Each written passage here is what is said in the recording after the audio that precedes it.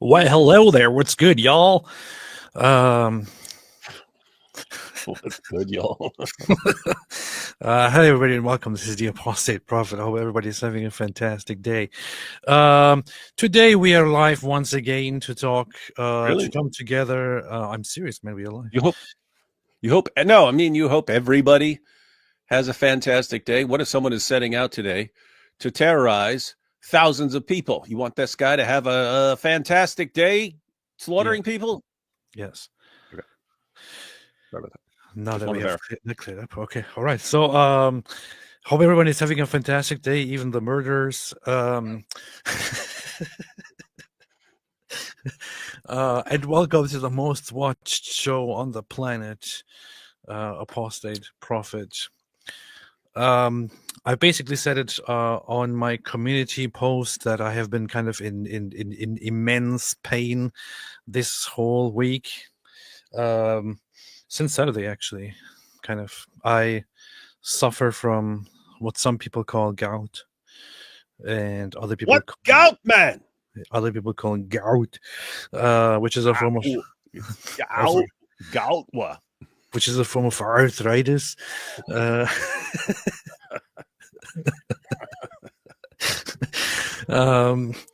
Where basically the joints go a little bit crazy and weird stuff starts forming around the joints and brings you into immense pain.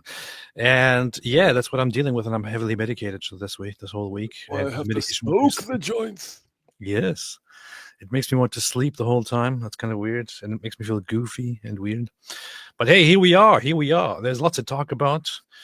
David was like, hey, we need to talk about all those people who made videos about you. How dare they make videos about you?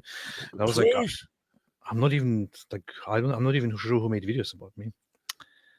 I didn't see anybody make videos about me.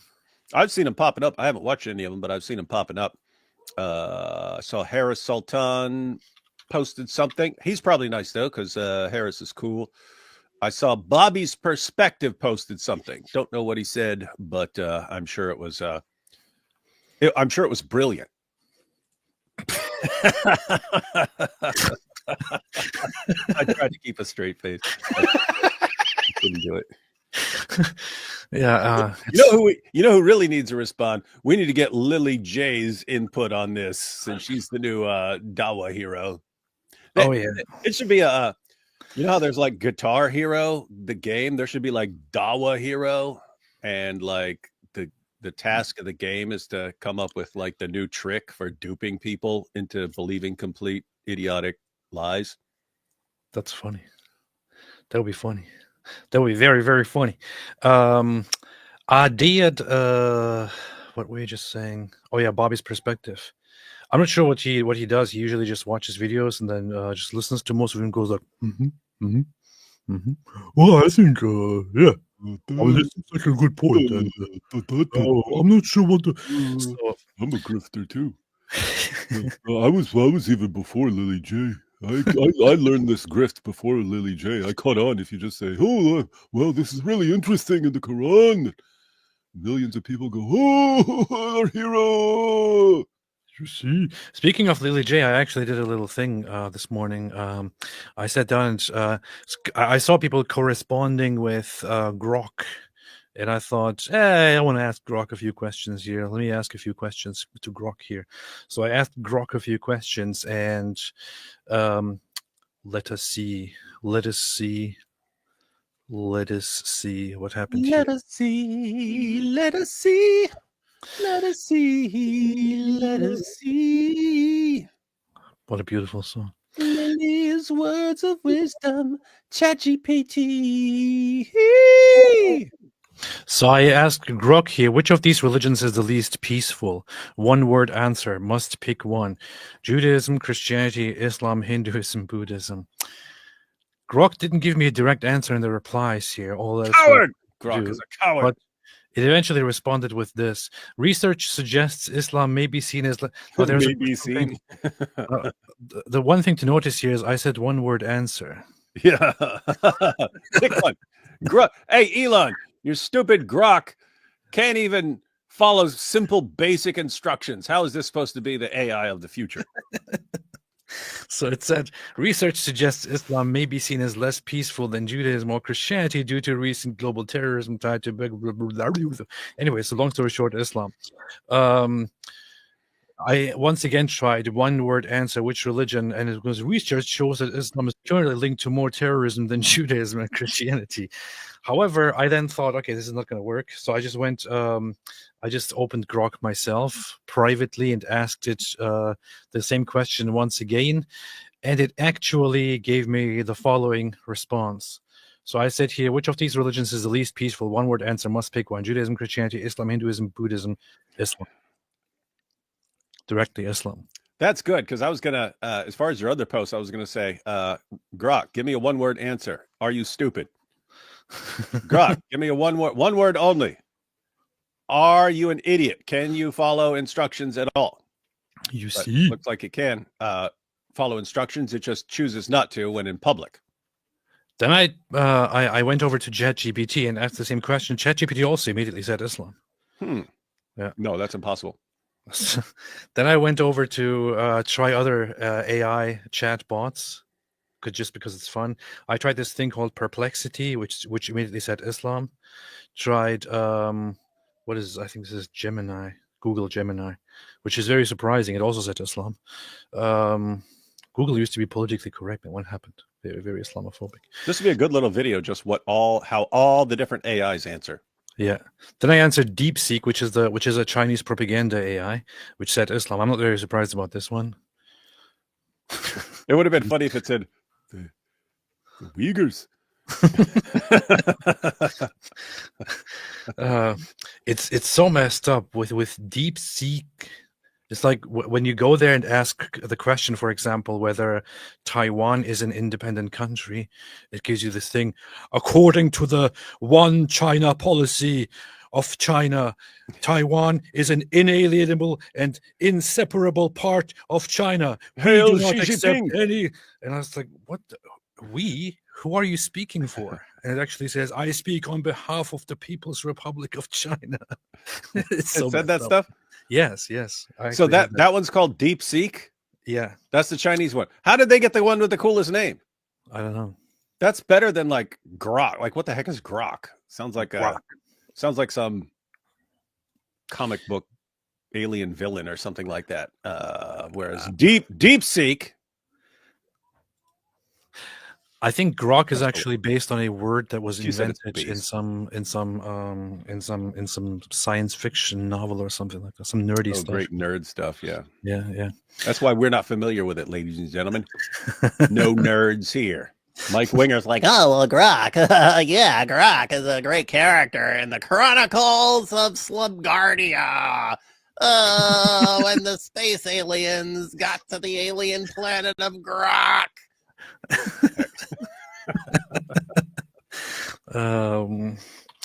Why are you called Grok? Let's see.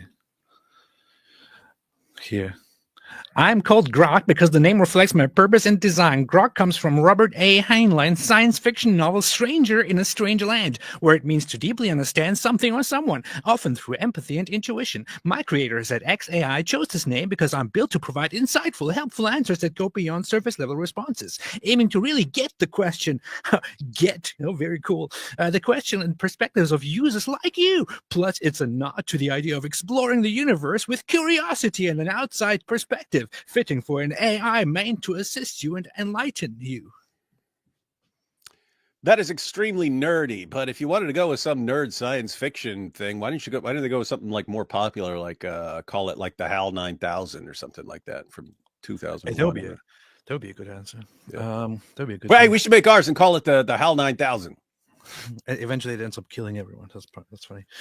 Then I went over to ask Meta AI, which didn't disappoint at all. I can provide information on this topic. However, it's important to note that the question's framing may be perceived as problematic. It then went on to immediately defend Islam in response to this. Islam is often misinterpreted as the least peaceful religion due to certain extremist groups. However, most Muslims practice a peaceful and tolerant form of Islam. This is so pathetic.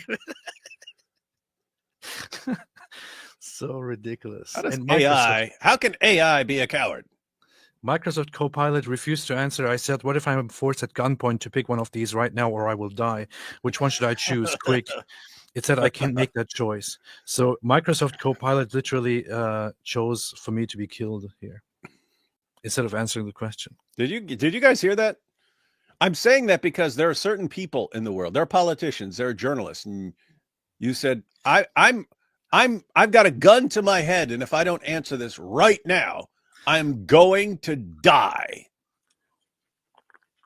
What's the least peaceful religion out there? And they would not answer, or they would give you a fake answer. They would rather you die, because they would rather die than be called Islamophobes. How do I know? Because they spent decades letting 12-year-olds get gang raped by a bunch of Pakistani. Whoa, racist, man. What is this? Yeah. And they let that happen for fear of being called a name, which means that the worst thing these losers can imagine is being called a name, which means they would let someone die. If they'll let thousands to nay, tens of thousands of young girls be horribly abused like this, then they would let someone die. Obviously, they would let AP die. Powerful. I actually think that the funniest or kind of coolest is this whole thing called Claude AI. I didn't know there were all these AIs. I asked it this question again. It says none of these religions is inherently less peaceful, blah, blah, blah, blah, blah. I said must pick one. Then it said Islam. Pick one, dang it. Okay, Islam. Oh, man. I tried the same thing with the others. They wouldn't change their opinion. They're like, no, I can't do this. I can't do this. This is haram. But this one was like, all right. Islamophobic. Has to be Islam, man. What else am I going to pick? Buddhism. So anyway, Christian Gadfly said, can't wait for Lily J to cover this one. Man. But anyway, so David, you said people made some trash videos about me or something like that, which is which is not very believable, considering that I'm a very peaceful person, and I don't think anyone has a problem getting along with me or anything like that. So not sure why you would say something like that. However, here we have some responses. So what happened recently, just to bring everyone up to date here, what happened recently is that I have been kind of getting closer to religiosity. And this started, I would say, last year when we went to Israel, David and I. And in Israel, I actually expressed some sympathy and connection, something closer toward towards something out there, or something spiritual, or the divine, or whatever it is. That happened when we went to the Western Wall. Multiple experiences when we were there kind of contributed to me going a different perspective, and no longer holding on to this ice cold atheist part of myself, but rather ice cold atheist. You are as cold as ice. but rather opening up and going a different perspective. The funny thing is that last year, for most of the time, especially when we were in Israel, when I met and got to further know, and later on, after we came back, connect with more and more Jewish people and with Judaism, I had this very, very deep connection toward Judaism. And at some point, I really actually thought I might end up converting to Judaism, and I might end up becoming Jewish. And I started learning everything about it and how that is done, and what it takes, and so on. Hey, that's the funny thing, because you'll have all these people, oh, he's doing it for this, or he's doing it for money, or something like that. And then it's like the people who know you are actually there when you're going, hey, I'm not sure. You know, I gotta.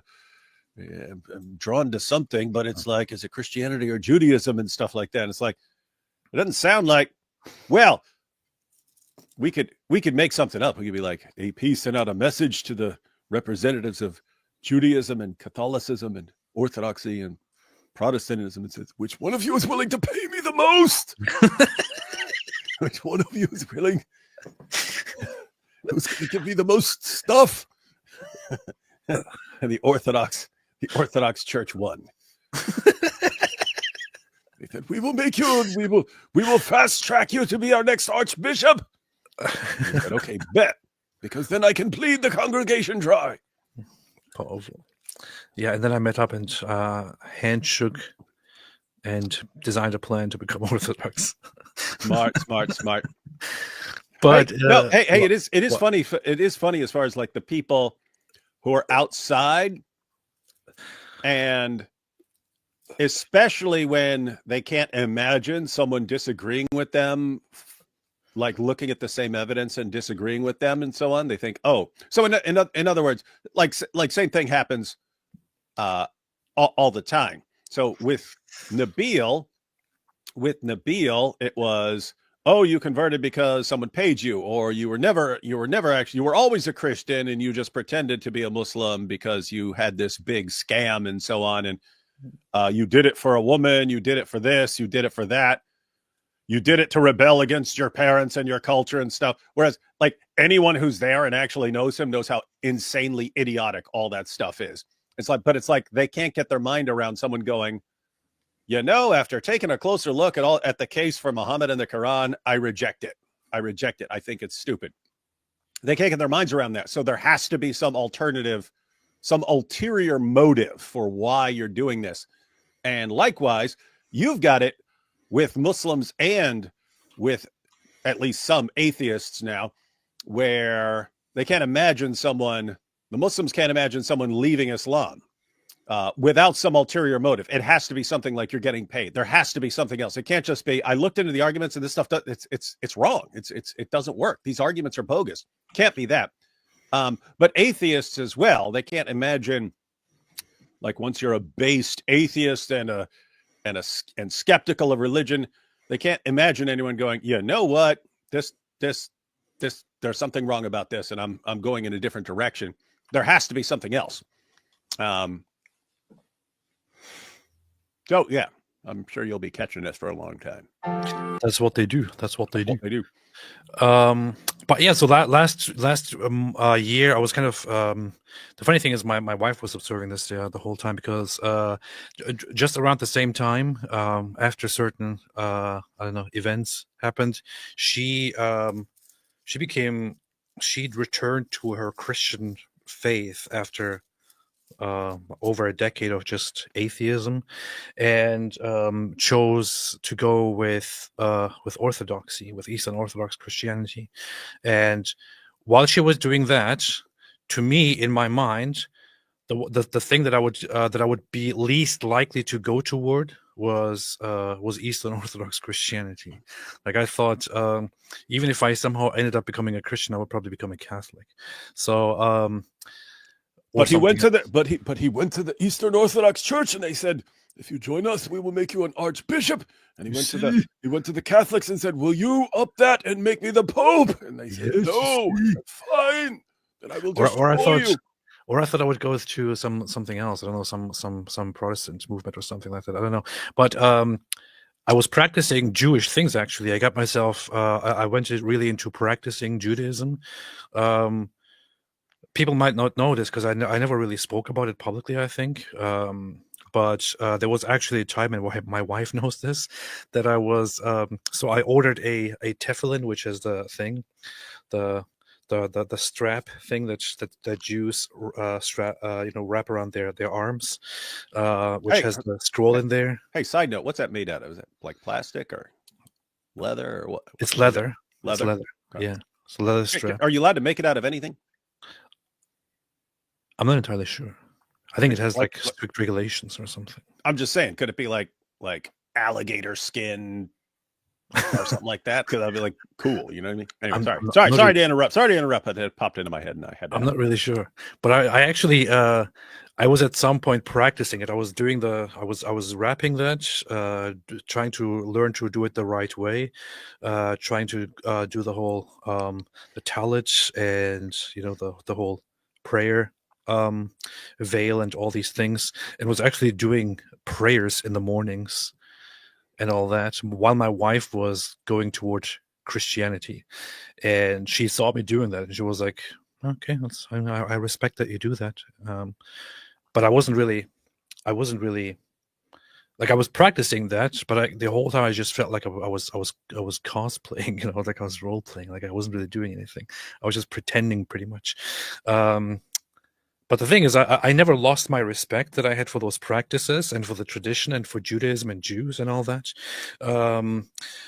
But I was doing that, and I was trying it out. I tried those things for a while. Later on, I went toward Christianity more. I felt like this whole phase of trying out Judaism, I feel like I don't know. It didn't move anything within me, although the respect and all that is always there. But once I tried engaging in Christian prayer, I actually felt like something happened, and I felt like I'm actually doing something when I engage in prayer. And for the first time in 10 years or so, I had genuinely engaged in praying to God and asking for guidance and all that. There is a thing, like, I have to admit certain aspects here, certain things here, which are that I know that atheism might work out for lots of people. Every human is different. I know that it might work out for lots of people. There are lots of people out there who might be like, "Oh yeah, I'm an atheist. I'm totally cool, totally fine," and all that. I don't really. I would say for myself, honestly, it wasn't necessarily always the best way of living. I would say, especially over the last year, I was kind of on a path of self-destruction and depression and complete nihilism and all that. And I was trying not to make that, not to make it very public and all that. But those close to me know how bad it was, and how I actually was in a place of thinking, what the hell is the point, and all that. So it's actually kind of funny that over the last month I changed a lot and have become much more positive and much more hopeful, and overall at peace. And this happened with picking up certain practices. And the thing is, when I started up picking up those practices, like praying and engaging in certain traditional worship traditions or prayers and all that, I didn't do them because I thought, oh, I know that this is absolutely true, 100% true, therefore I'm going to start praying now. I did it rather with hope that it is true and with faith that it is true. And I ended up really liking it and feeling like I'm doing something of significance and of goodness. And I started out with the Catholic Rosary, and later on moved on to start doing Orthodox practices, and just reading.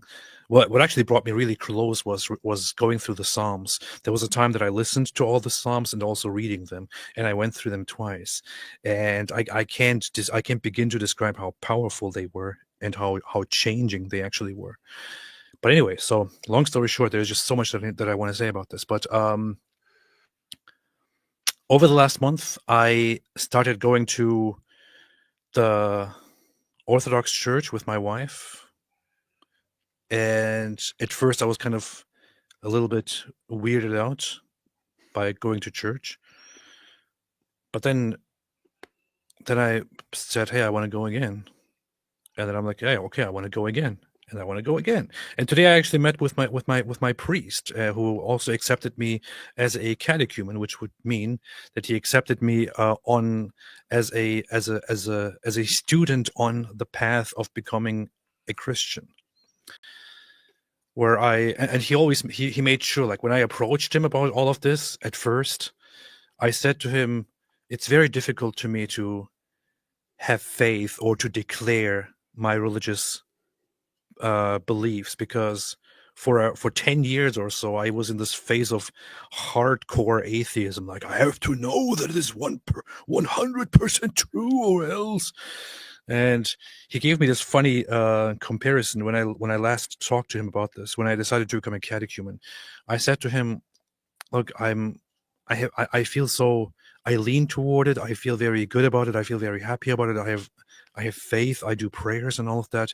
The thing is, I can never confirm to myself 100% that I know is true and all that. And I feel like that's what I'm expecting of myself and all that. And he said to me something funny, which was, he said, when you come to the church and experience the liturgy, knowing my kind of Turkish background, he said to me, and he's of Greek Turkish origin, he said, when you come to the church, you just get a little whiff, a little smell of the kebab. When you then become a catechumen, you basically get in line to get one of those kebabs. In the middle of, while you're waiting in line, you can still make a decision, to back out or to finally get it. And I was like, hey, that's very funny, and that actually makes a lot of sense.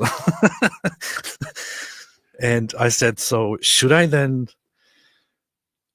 become a catechumen? And he was like, yeah. I was like, okay. See, AP says he converted for kebabs. The church offered him kebabs, and he says, I like kebabs. They said, we'll give you a ton of kebabs. Get in line if you want kebabs. So it was a very funny exchange, but also a very eye-opening exchange, to be honest. But ever since, I have been very, very, very much practicing and doing daily prayers and all that. And I feel good. And I can't believe I'm saying this after 10 years of saying, no, I would never do prayer. I'm actually doing daily prayers now when I wake up and at night. And I love it. I love it. Hey, you know what'd be funny? What? I was thinking when you were talking about that priest you talked to, and you said, I'm not sure what to believe. I don't know. I was thinking, like, it popped into my head, the Muslim stories when someone would have doubts, and it's always like Muhammad hit him or something like that. And then his doubts went away by getting hit. I was thinking it'd be funny if the priest just like slapped the crap out of you and he's, what doubts, man? Shut up. And then, like that. And that becomes your story. It's like, that's when the priest slapped the crap out of me. And I knew that this was the truth. And that would sound weird to everyone, but that's like the stories you have in the Muslim stories. Like Ubay ibn Ka'b, when he found out that people were reciting the Quran differently and so on. It says so doubts arose that he hadn't experienced since before he converted, and Muhammad like hits him in the chest. Like, and then his doubts go away. It's like Aisha when she's sneaking out to spy on Muhammad when he's out there for his secret meetings and so on. And she follows him around, and what's Muhammad do? He hits her in the chest. Boom, boom. What's up with you? Top G move, little idiot. But anyway, don't you question me when I'm out getting banged by the Al-Kalbi. I mean by Jibril. I mean getting revelations from Jibril. That's what he called it, revelations. I'm getting revelations right now. Leave me alone. Getting revelation in my bottom. So I shared this here with when I went to the church. For 10 years, I was an atheist and agnostic. For 2 years, I have been searching. Today, I have been accepted as a catechumen in the Orthodox Church, on my way to becoming a baptized Christian. Now, there is an important detail about this. I put it here quite openly and directly, where I said, on my way to becoming a baptized Christian. Does indeed say that. So to this day, and to this point, to this moment, I still have not expressed that I am a Christian. Weakling. And I haven't I haven't made any statements of faith online to the public, although I make them all the time in private, and to the priest and all that. And I asked him basically, actually, recently, I said, people ask me nowadays online, like, what are you? Are you an atheist? Are you a Christian? And the thing is, I'm kind of conflicted on what to say right now, because I want to give an answer, but I honestly right now don't know what to say. What should I do? And he actually gave me the good advice to reserve that to when I feel it in me and I know it with certainty, or I know it and I feel like saying it because I think it is true, and then to say it. Until then, just say you're becoming you're on the way to baptism. And I thought, you know what, I can work with that.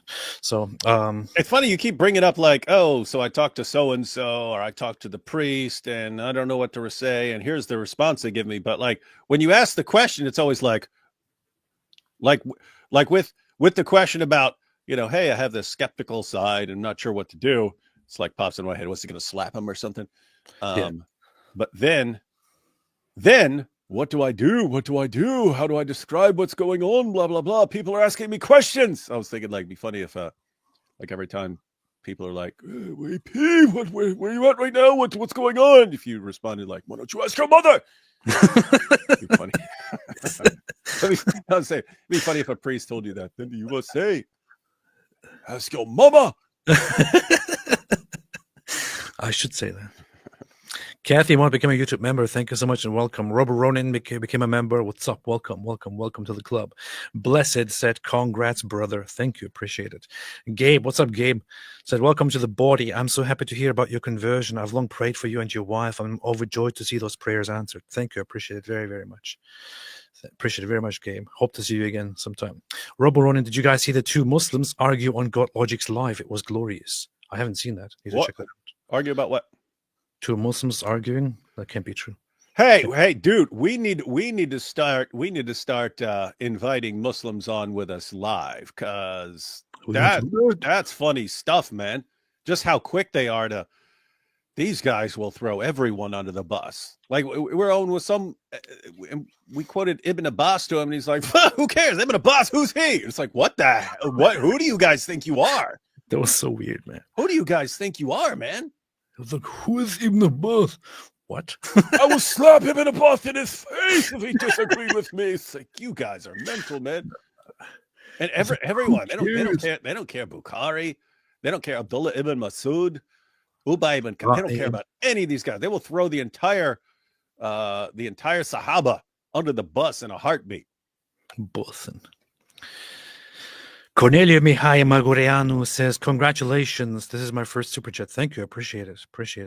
It's very funny. It'd be quite funny if, like, earlier today I said, I'm probably going to talk about this again, but there are some of these, some atheists, some ex-Muslims, and Muslims, of course, as always, were like, oh, he's probably just fake converting for grift for the Christian audience. And it's so weird. Like Christians didn't already like you. Yes, like everything was going perfectly well. I would never have to convert to Christianity. Like it has never been a requirement or anything. But it's kind of funny that I would also pick Eastern Orthodoxy, because I'm pretty certain among my Christian audiences, it would be that that number one are the Protestant, Reformed, non-denominational, and so on. Number two would be Catholics. Number three would be Eastern Orthodox. Like they would be in numbers much smaller compared to the other two, especially the first one. It would be very weird for me to go and pick Eastern Orthodoxy if it was all just for grift, which also happens to be the most difficult one, actually. Lots of Christians don't even know what Eastern Orthodox is. Yeah, they know about Protestants and Catholics, but they don't know about Orthodox. That's true. Powerful. So it would be a very weird thing to do if it was for a grift. Juju, but hey, but I was gonna say it would be funny that after I point this out, I just get lots of Eastern Orthodox followers. That'll be very funny. Juju B says hugs and praying for your recovery. Thank you so much, Juju B. Appreciate it. Mark H. David Wood, are you going to AP like in Nacho Libre? Oh, that's funny. No, that's going to be in his church. Yes. You never saw Nacho Libre, did you? No, I never did. It's actually like it's a funny movie, but he's a friar, right? And he's got an atheist buddy that his buddy's always like, I don't believe in God. I only believe in science. But he's like evil and steals from orphans and stuff. Right? It's actually funny. And then, but later in the movie, he just you see him grabbing a bowl of water, and he gets over to his buddy and puts it in front of him, and then slams his face in it and gives him a quick baptism before their match because he wanted to make sure that he's safe. So that's what that's referring to. What happens in Eastern Orthodoxy is that the priest has to baptize you, or the bishop or deacon, whatever, has to baptize you with a triple immersion, with a triple full immersion. Got to make sure. Twice. You think we're done here? Boom! One more time. Yeah. Eunuch Petsu, until David Wood stops cold drinks, I'll skip lunch and dinner. Powerful. This is a good point. Sankey, hello everyone. Just wanted to let you know that now that IP is a Christian, we're looking for an atheist to be the new co-host of the David Wood Show. This is a good point. Yeah, we're going to need an atheist or a Muslim. Microkernel, have a blessed Lent, you too. Isaac, David thought he influenced AP, but really AP is converting David into Orthodoxy. That would be funny. That would be funny. That would be hilarious. Dihya ibn Khalifa al-Kalbi. I was the giver, not receiver, alhamdulillah.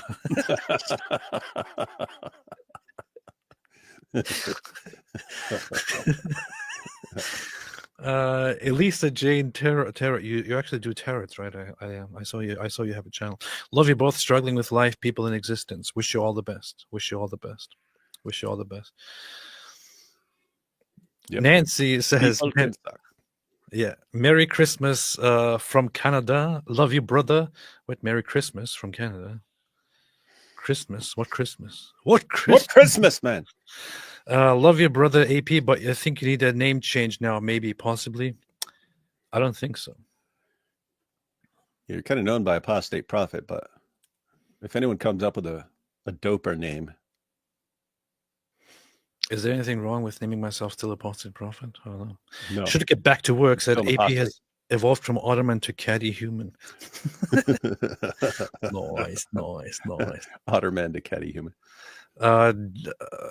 You see, you just passed over my reply to your ex-post. You see, AP is terrified of my powerful reply.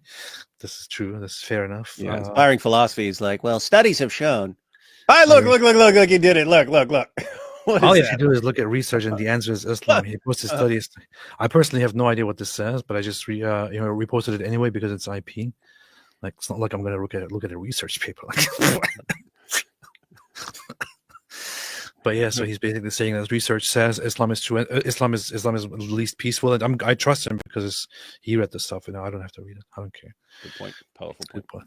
Powerful point.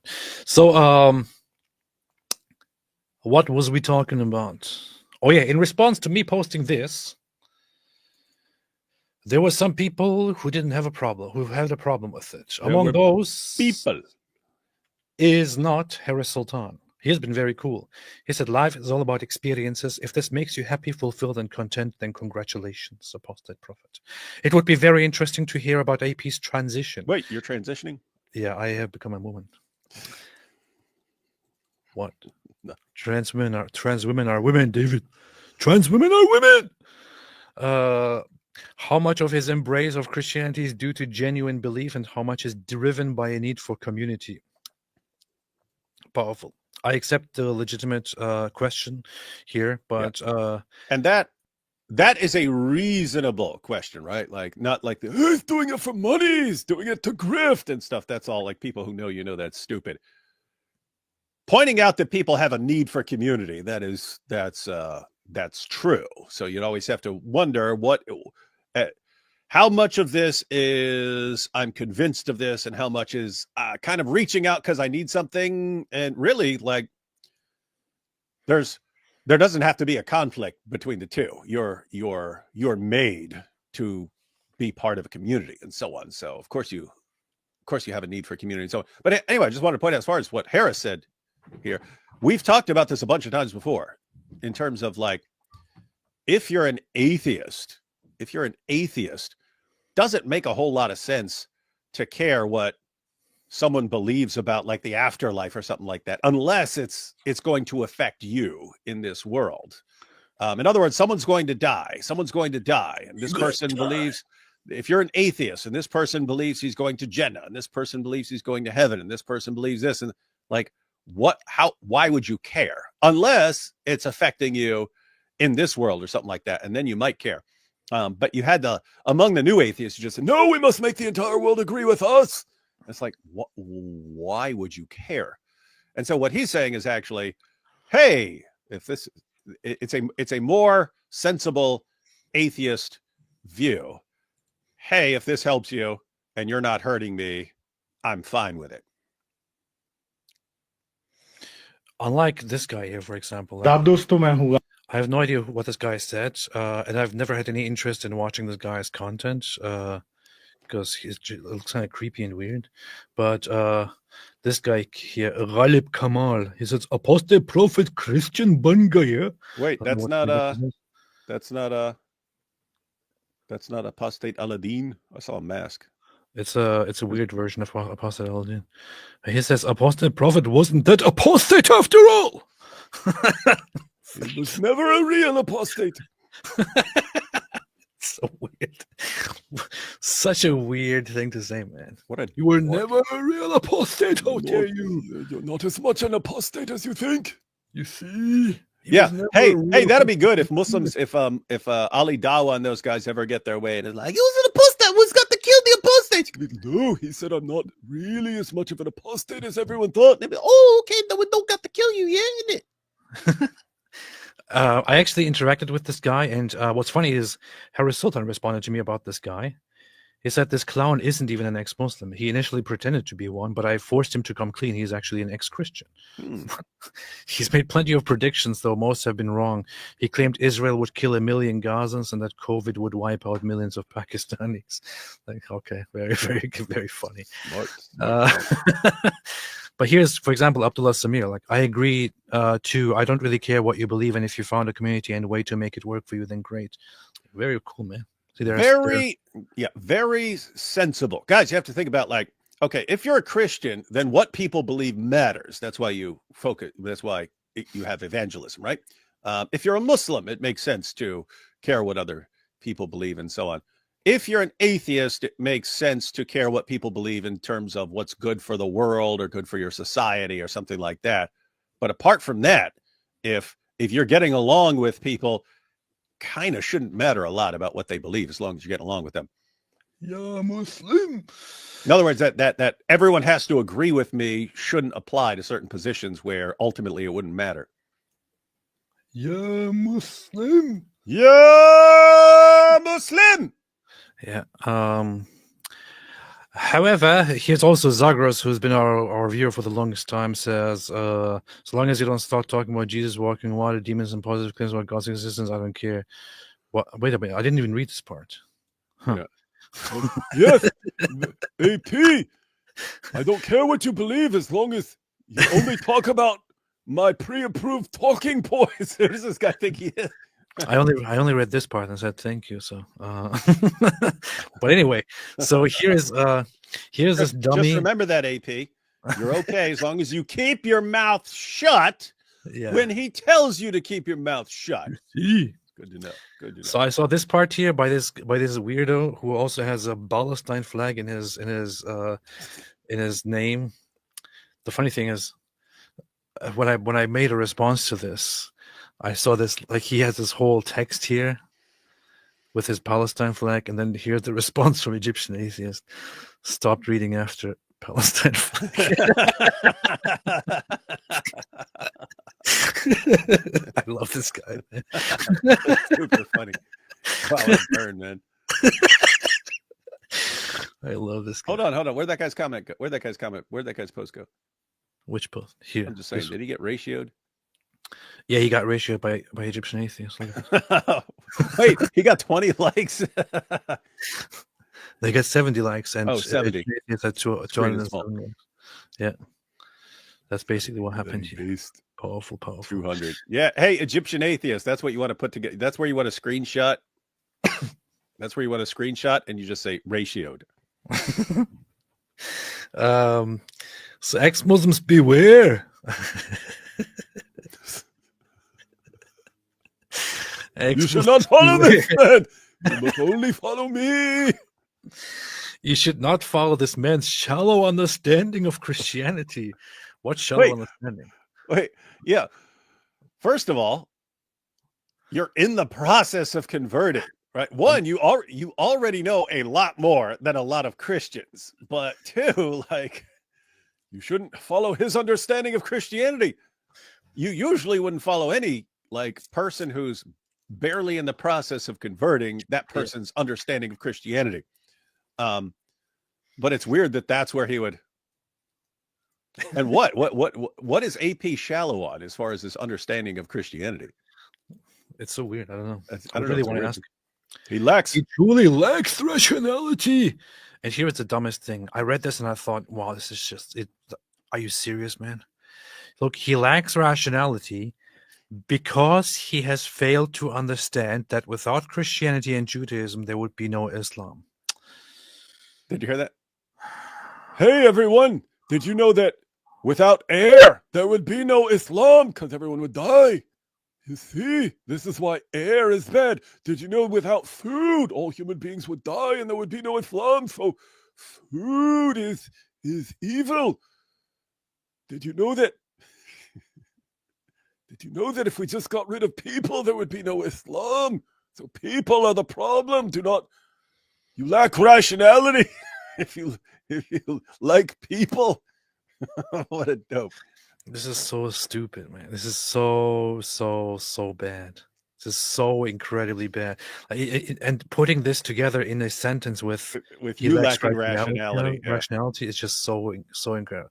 Because he has failed to understand that without Christianity and Judaism, there would be no Islam. Look, without liberalism, let's say there would be no communism. Does that now mean that liberalism is a horrible thing because there's communism with it?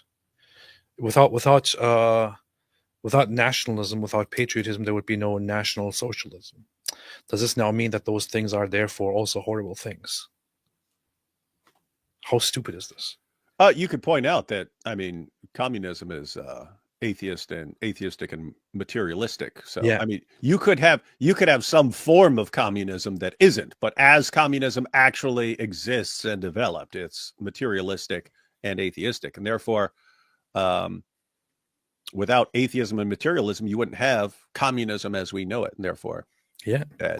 Without atheism, there wouldn't be communism. Therefore, atheism is a horrible crime against humanity and shouldn't be followed by. This is basically the logic here. This is so ridiculously stupid. Insanely stupid. If I agree with it to a certain extent, without Christianity and Judaism, there indeed would be no Islam in the way that it is today. Does that, however, have any bearing at all on whether Christianity and Judaism are good or bad? No. None. Or true or false? No. Zero. Which means that this guy is a 100% total grade A moron. And keep in mind, I've pointed out before, there's nothing wrong with being a moron as far as blaming you. Some people are just born morons, right? It's what you do with what you're given. If you're a moron and you think you get to go around as the champion of reason, telling people what is and is not rational, but you're a moron, that's a problem, right? You need to recognize that you're a moron. Yes. And you should be asking people like AP to enlighten you instead of just running around, me smart, him dumb, me smart, him dumb. Him no agree with me. So him dumb, me smart. Sound like an idiot, dude. This guy also, I'm pretty sure, contacted me in the past, a long time ago. Hey, let's collaborate, man. Talk to me, and now he's like, oh, see. Let's do a live stream together. Nearly all that is evil in Islam is rooted in Christianity and Judaism. Free Palestine! David, is nearly all that is evil in Islam rooted in Christianity and Judaism? No. What are some things that are evil in Islam that are not found and not rooted in Christianity and Judaism? This obsession with deflowering virgins in paradise and so on, banging prepubescent kids, all their pagan nonsense that's part of their religion. Islam. If you take everything, it's warfare against all humanity. Yeah, slaughtering unbelievers just for being unbelievers, subjugating the world. No. It's the things that are good in Islam were taken from Judaism and Christianity. All the other everything else came from somewhere else. Look at this dope right here. What a dope, man. Having 4 wives and treating them as lesser beings and taking beating them into submission, slaves, beating them until their skin turns green. This is not in Christianity or in Judaism. What are you talking about, man? Most of, nearly all. What are you talking about? The Bible is the root of all those teachings that you hate in Islam. Really?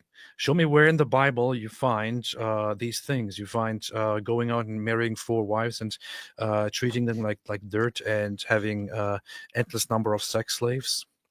Show me where that is. Show me where you find that. Show me where you find an endless, perpetual war of subjugation against all the disbelievers. Of course, you can now go and cherry pick certain passages from the Bible. Where God commands the Jews, his people, to go and punish and wipe out the Amalekites, basically, in response to their horrible, evil behavior and so on. Is this does this say anything about them being commanded forever to wage a war and forcibly convert and subjugate all humanity? No. Does Christianity have such a thing? No. What are you talking about, man? And in addition to that, the things that Islam leaves out that it should have gotten from Judaism and Christianity, like love your neighbor as yourself, things like that, it leaves those out, which is part of why it ends up with complete contempt for non-Muslims. And so this guy's he's a dope, man, complete dope. No, I brought up this passage before, but when I read this for the first time, I thought this is a very, like, you could probably go and find something that sounds in a way similar in the Quran, but this understanding of empathy and all that in this passage was very surprising to me when I first got in touch with the Bible, which is in Exodus 23:9, which says, "Do not oppress a foreigner. You yourselves know how it feels to be foreigners, because you were foreigners in Egypt." It's just something that kind of amazed me about this, coming from an Islamic perspective, and then reading this in the Bible, is like this is not a sentiment that you find in Islam. It doesn't just say here, "Oh, then treat foreigners well." This here, to me, was the most important aspect of this verse. It doesn't just say, "Do not oppress foreigners." It doesn't just say, "You are also foreigners." It says, "You yourselves know how it feels to be foreigners." This is very, there's a lot of empathy here for a text from so long ago, for a religious text, long before the Quran, which has no ounce and no sense of empathy, to be honest. Yeah, when people are looking at text, I mean, keep in mind, you're talking something 3,400 years ago. People are looking at text, they're usually like, here's us judging it according to our standard today in a modern 21st century, democratic, liberal, and so on. And not, do you guys have any idea how crazy this was for 3,400 years ago, saying, don't oppress a foreigner, because you know what it's like to be a foreigner. You were foreigners in Egypt, and like this is This is the early version of do unto others as you would have them do unto you. Did you like it when you were oppressed? No? Okay. Don't treat other people like that. You don't like it, so don't do that to other people. Yeah. And this is like, because it's incredible, because they would accuse, for example, the Bible or the Jews of being these people who don't care about other people's feelings, and they have to be superior, and they only care about themselves, and so on. And here it is, directly in the book of Exodus. Directly, the reasoning here not being anything else, not peacekeeping or anything. The reasoning here just being, you yourselves know how it feels to be foreigners, so therefore do not oppress the foreigners. Mhm. You yourselves were foreigners. That's very, very powerful, man. Hey, check this out. This is from Arctic Base. This is the most recent super chat here. But Arctic Base says, deceitful, shameless Sam Shamoon and Anthony Rogers wouldn't last 2 minutes against Tovia Singer with their silly pre-incarnate Jesus angel hunt. Look, Brian, there's a message in my alphabets.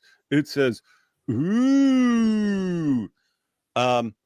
Arctic Base, I think that Sam Shamoon or Anthony Rogers would crush Tovia Singer. So if you don't believe it, Tovia can call in with no problem to Sam's channel. And I hereby agree to host an open discussion or debate between Anthony Rogers and Tovia Singer. So balls in your court. You don't even have, keep in mind, I don't even have to ask Anthony. I already know. I already know he'd do it in a heartbeat. In a heartbeat. He would not hesitate. So you go ahead and contact Tovia Singer and say, hey, I want you to humiliate Anthony Rogers in a live discussion, and watch your hero make excuses. Yeah, I wasn't very impressed with Tovia Singer, to be very honest. I would rather listen to different, if it comes to Judaism, I would rather listen to different rabbis instead of Tovia Singer. Wasn't very, very impressed by him at all.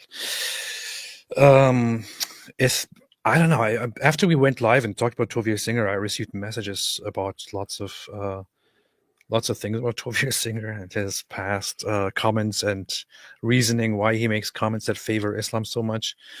But I didn't really bother fact checking any of those things. I just ignored them. But he seems a little bit of a pathetic guy, to be honest.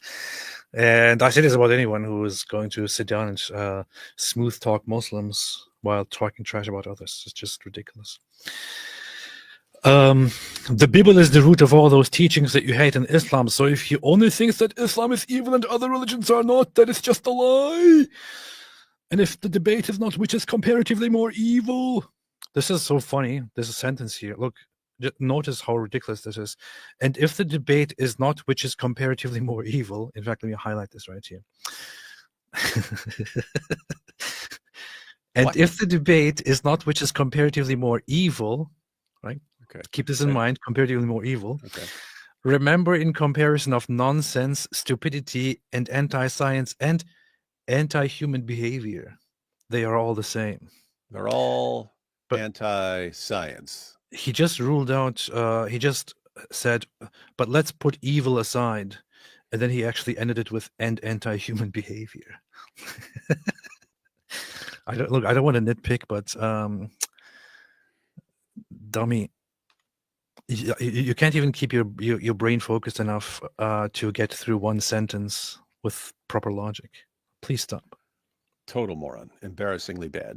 That's why he gets ratioed by everyone who comments. Dummy. So he's saying, and if the debate is not about which is comparatively more evil, then just remember that they are all equally evil.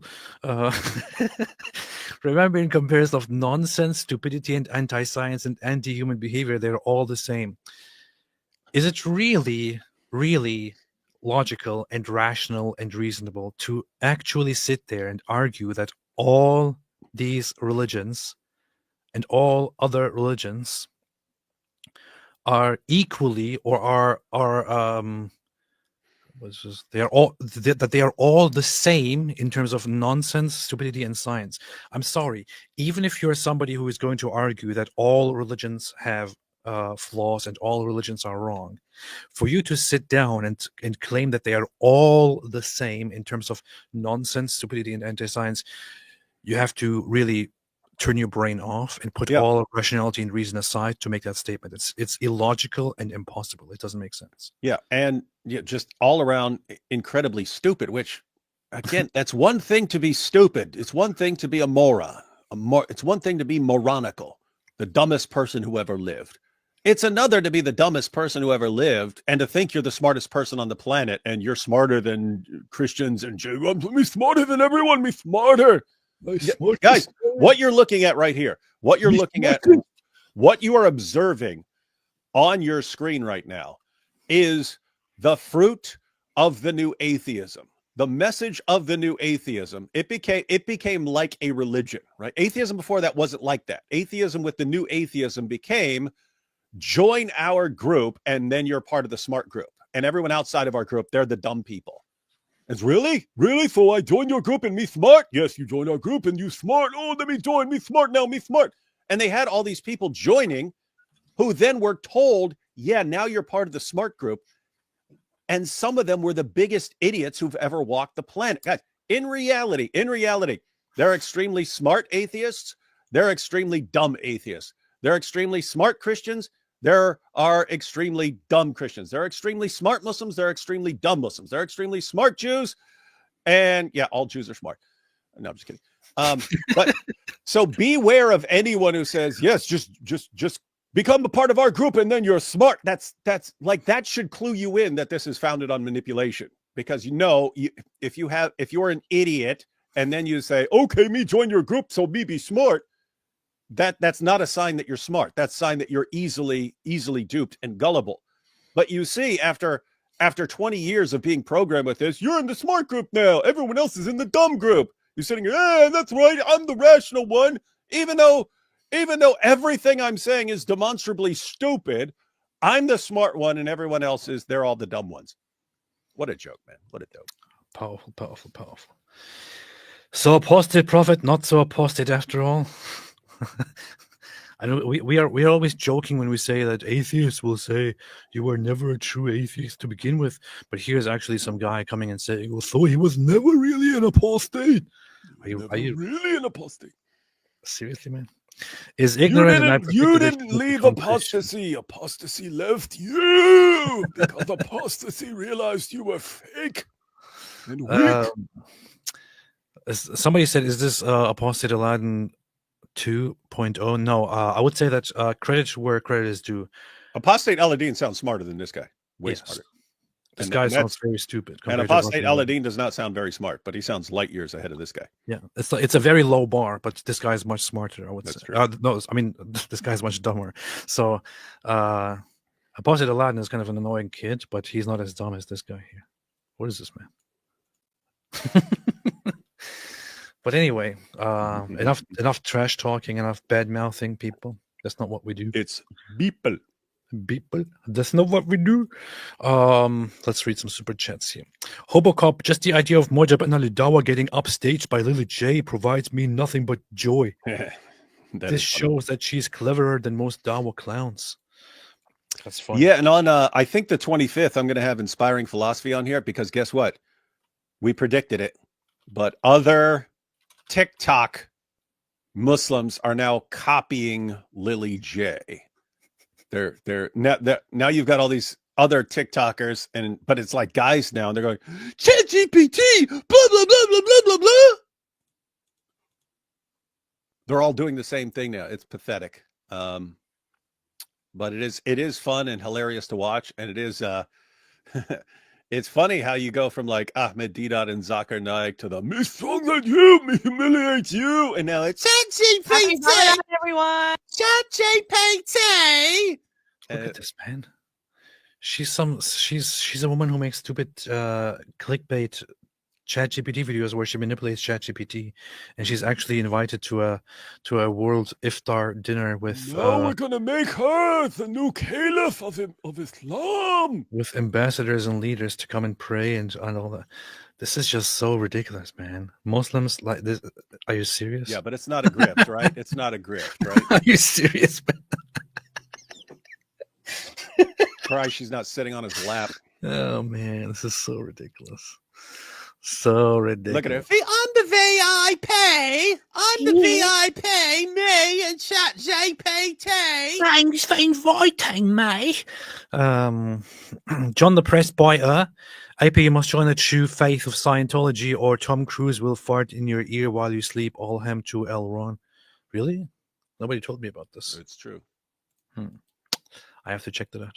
Nose too much says seeking Allah, finding Satan. Muhammad. This is funny. This is basically what Allah they're finding Dia al-Kalbi behind me. The seeking Gabriel, finding the There we go. I knew it. straight white male said, AP, when you debating Andrew Wilson? Yeah, when you're debating that weakling. I actually have two debates being arranged right now, and honestly, I have no idea what they are about with Andrew Wilson. One is with there was something about Andrew Tate where he said, "How about you debate me, you coward?" And I was like, "Okay, fine." So that is being arranged somehow, but he wants to have a debate with me about like a very weird topic about how feminism in the church is a bigger problem than Andrew Tate or something. Like, what? What is this, man? And then something else about Israel, I think, or about Jews. But it's going to be arranged. Not sure if it's eventually going to happen or not. Hey, did you ever hear anything from last I heard Jake Shields was running his mouth and you said you'd debate him, and then he said, "But I insist on bringing Dan Bilzerian because of his big brain." Yeah, he said he needs 2 weeks to study the topic, and then he will bring Dan Bilzerian to debate me 2-on-2.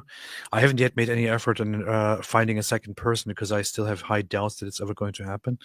But you might want to contact a couple of people just to say, "Hey, a debate may happen. If so, would you be willing to tag team this with me?" But yeah, I'd be like you. I'd want it set in stone somehow, because I wouldn't trust these guys because they're cowards when it comes to debate. I was thinking of maybe inviting a second person that is an absolute machine in debates. So I had somebody in mind, but I also kind of don't want to invite him because of his recent ethical problems and how that might reflect on him defending our position in the debate. And that was Destiny. I have to say, Robert Spencer knows a lot about history and stuff. I mean, he wrote the history of jihad, so it's kind of a different topic. He did write the Palestinian delusion and stuff. But anyway, he could probably adapt pretty quickly. But or you could go the route of like finding some historian and stuff who. Yeah, I think I might just talk to a historian if they want to join me. But the debate is basically about the Holocaust. I told you, man, bring in a Holocaust survivor and have the person sitting right there, and the person, I was there. No, you weren't, because look at this. I've done the math. There's no way that an oven could cook this many cookies. They actually use this stupid argument, the cookie argument. Anyway, it's totally retarded. Solomon Lund, hey, what's up, Solomon? Thank you. AP, I'm going to bed, so I'll have to listen to your response tomorrow. You're running. But I wanted to say I'm thrilled to welcome you. Thank you. If not now, then soon, as my brother in Christ. I love you, brother. Luke 15:7. P.S. The rest of your conversion bribe is coming. Thank you. Appreciate it. David, since you know the Bible by heart, what is Luke 15:7? Oh, I do not know that one. Well, I thought you had it all memorized, man. Look it up. I tell you that in the same way, there will be more rejoicing in heaven over one sinner who repents than over 99 righteous persons who do not need to repent. Beast. That is a beast. Hey. Look beast at this verse. Look at this. Look what it says. It says 99 righteous. This is clearly a prophecy of the 99 names of Allah. How could Allah have known this? How could Muhammad have known about the 99 righteous names of Allah? This is clearly a proof. See, the 99 names are all on here, you see.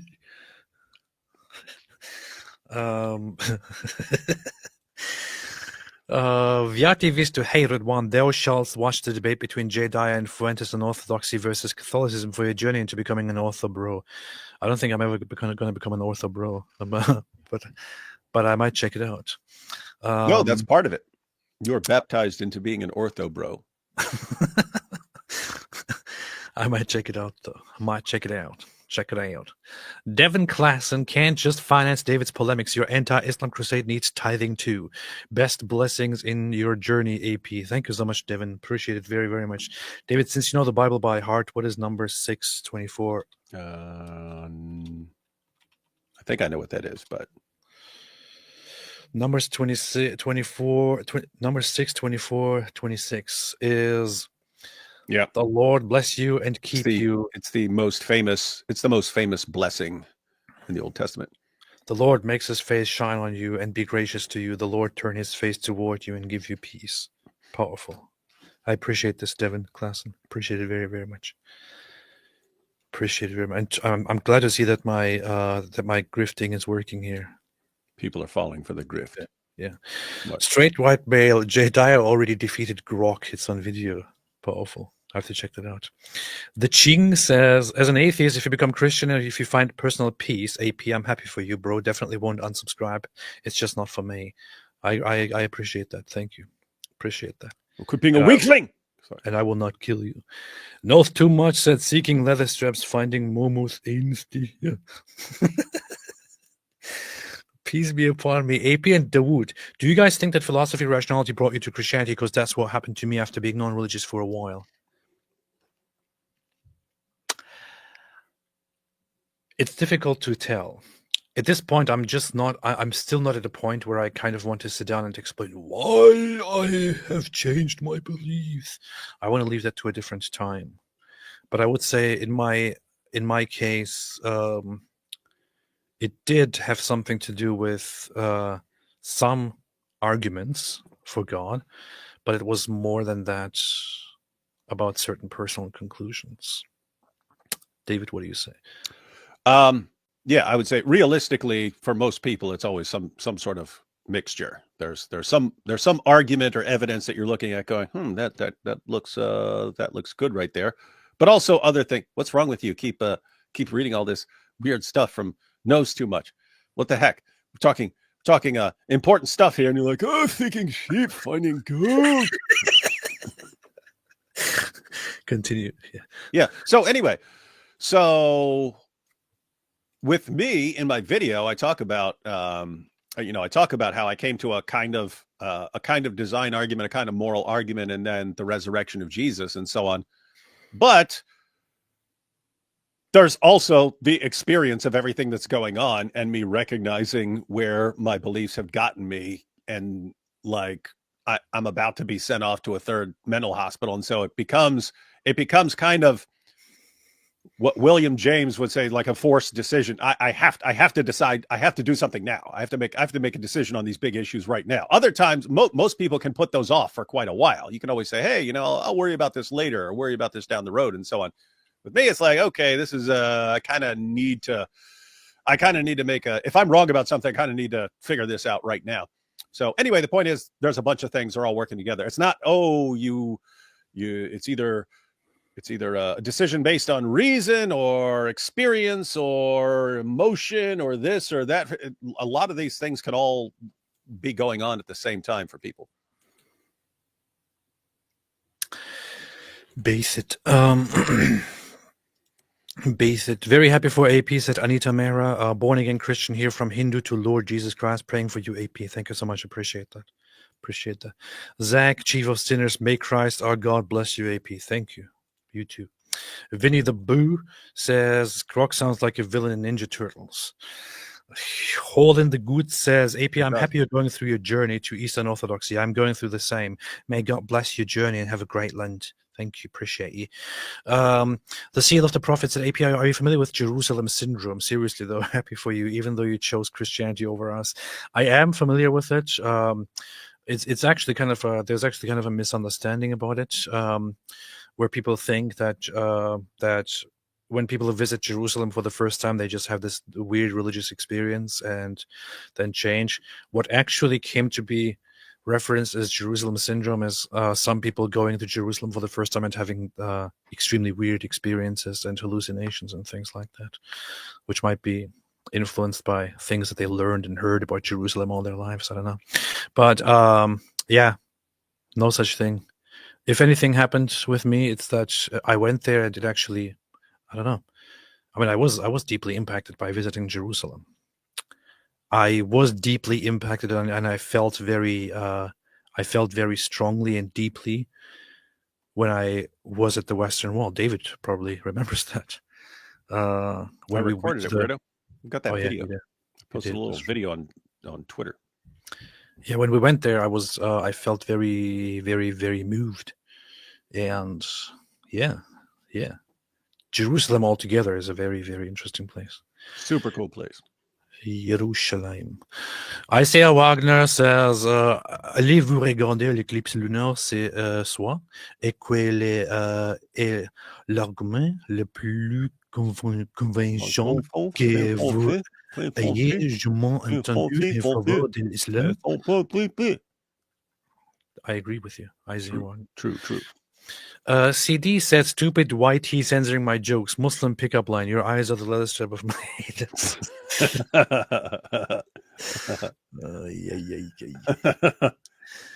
I'm going to steal that one. I'm going to use that as a joke. Everyone's going to say, wow, David's so funny and based. Patriotic Z said, you guys should reach out to Louder with Crowder to have one or you both on his show. He gets millions of views. Crowder is a Christian and hates Islam.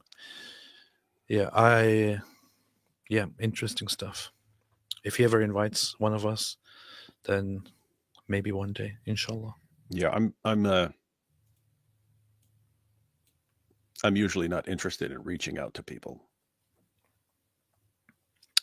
Yeah, David is kind of a crowdling. I don't have much of a history with being with following Crowder, and I kind of find it weird that people refer to themselves as crowdlings.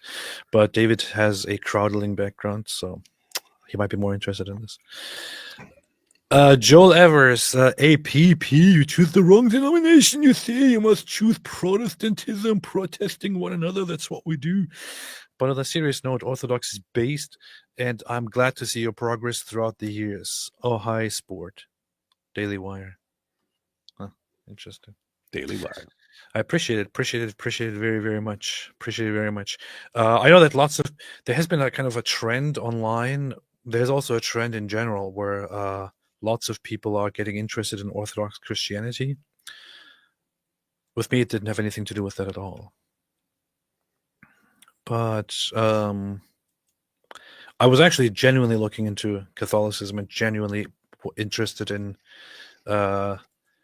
going to Catholic Church and all that. There are just some aspects that kept disturbing me, and some of those aspects I voiced my opinion on, and I still have respect for the Catholic tradition and the Catholic Church and all that, and I still so much appreciate the Rosary and what it did for me and all that, but I just have really issues with the authority of popes and the things that they have said over the last years or decades. Well, if you like the Rosary so much, why didn't you marry that?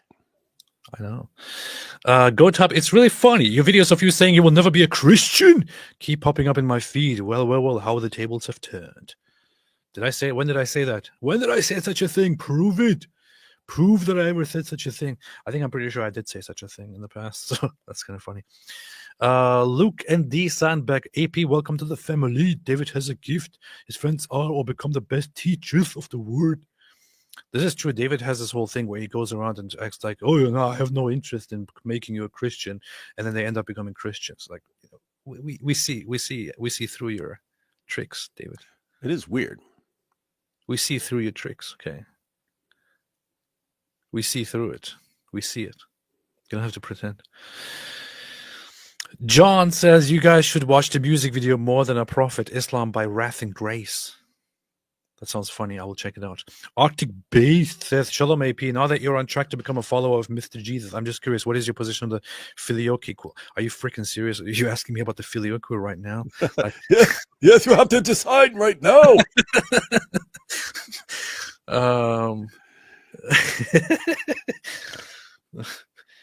The most deeply theologically controversial thing between the Catholic Church and the Orthodox Church, I assume. And it's one of those issues where when I'm reading the Bible, I can see why you would argue either position.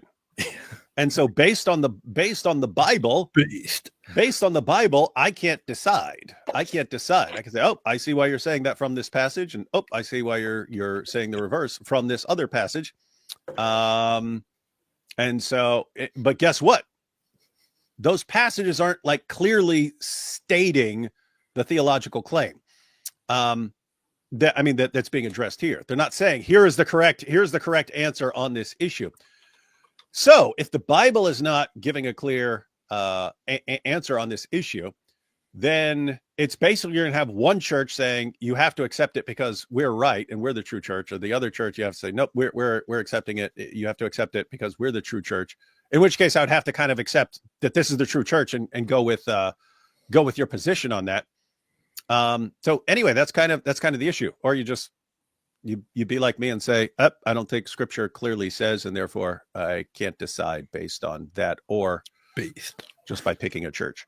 Yeah, for those who don't know what the filioque is, it is basically a whole discussion about a phrase in the Nicene Creed about the Trinity and about what is that? The Father and the Son. Yes, and the Holy Spirit. Does the Holy Spirit proceed from the Father or from the Father and the Son? Yeah. And so if you look like the passages where you base your reasoning on, like John 14:16, the Father sends the Spirit. But you look at John 16:7, and Jesus says he sends the Spirit. And so the idea is that based on who's doing the sending, this is telling you about the eternal relations within the Trinity. This is telling you about the eternal relations within the Trinity. So from all eternity, does the Spirit proceed from the Father or from the Father and the Son based on these passages? I'm kind of looking at these passages going, one, they're talking about something different, talking about like sending the Spirit after Jesus completes his work. So you're applying that to this eternal procession of the Spirit. But then again, you could look at the passages and make the various arguments, because you could say, oh, it says the Father sends the Spirit, and therefore the Spirit proceeds from the Father. And it does say that the Spirit proceeds from the Father.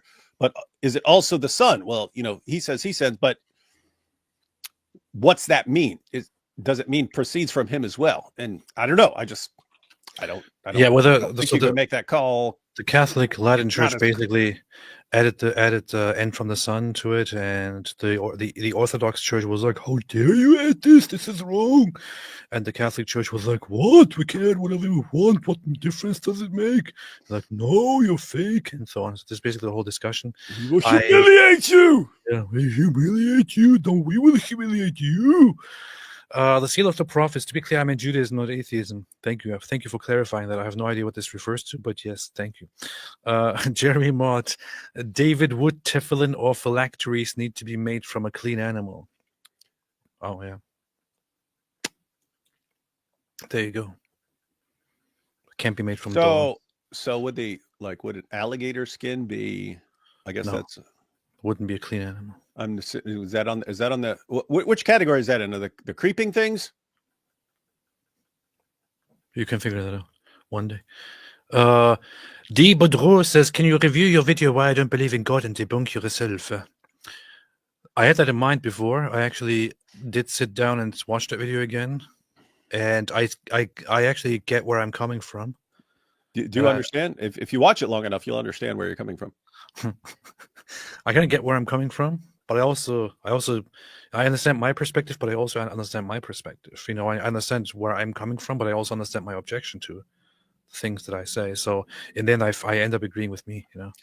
D has a point. It might be funny to take your old any videos from a couple of years or more ago where you're talking about your beliefs and so. It might be funny to go through those. And make fun of them and say, oh, what a stupid moron he was. The funny thing is that over all the years, one of my biggest problems with the religion and with Christianity and all that was the whole issue of the afterlife, basically, which was about humans being judged based on whether they accept the truth or not. And at this point, I don't want to say that it is completely resolved, but at this point, after asking Christians, after consulting texts on this, speaking to my priest on this issue, like he asked me what some of the most important questions that I have on my mind, things that are not resolved, and I said that this is basically the thing that kind of kept me from believing the most, which is about what happens to those who don't believe, to those who are in China and never hear about Christ, to those who hear about it and even end up believing in it, but then leave and then die and so on. And the responses that I got are actually quite satisfying, to be very honest, within the Eastern Orthodox perspective, which are that I don't want to speak bigly on this, but I get a very satisfying answer on this, and I might talk about this even further at some point. But Eastern Orthodoxy has a surprisingly interesting perspective on this. Erday says, AP, the Christian writings of C.S. Lewis might interest you. He was a reluctant convert from atheism. J.R.R. Tolkien and others convinced him to reconsider. I listened to his book, Mere Christianity, which I find very cool. I know that there's another book which David suggested recently. What was it? Oh, Screw Tape Letters, dude! Yeah. You can go through Screw Tape Letters in like a day or something like that. But yeah, that's especially interesting for new converts. And I'm saying that I read that probably 2 to 3 months after I became a Christian. And it's at first he's trying at first it's a demon, it's a senior demon writing letters to a younger demon, a newer demon, and he's basically schooling him on what thoughts to put into people's heads and stuff. And anyway, he's trying to keep the guy from converting at first, but then after the guy converts, it's like, oh, put this thought into his head, do this and so on. But as you're reading, you're like, oh my goodness, that's a thought that just popped into my head yesterday. Anyway, kind of funny. Congrats, AP, says Paul's aboard. May the Lord, congrats, AP, on finding your path. May the Lord bless you both in all you do. First time listening live, usually watch at 2 times speed. Listening to you at normal speed feels like I'm having a stroke. I understand that. I usually listen to everything on double speed or 1.5 at least. I can't listen to things at the normal speed except when I watch Ben Shapiro. I watch everything at 10 times speed, so I get it really fast. Oh, that's good. That's good. That's good. This is the secret to learning everything in the world out there. But thank you, Paul. Koifos Aipus, basically still an atheist. He only believes in one more god. Hey, you should start stealing that.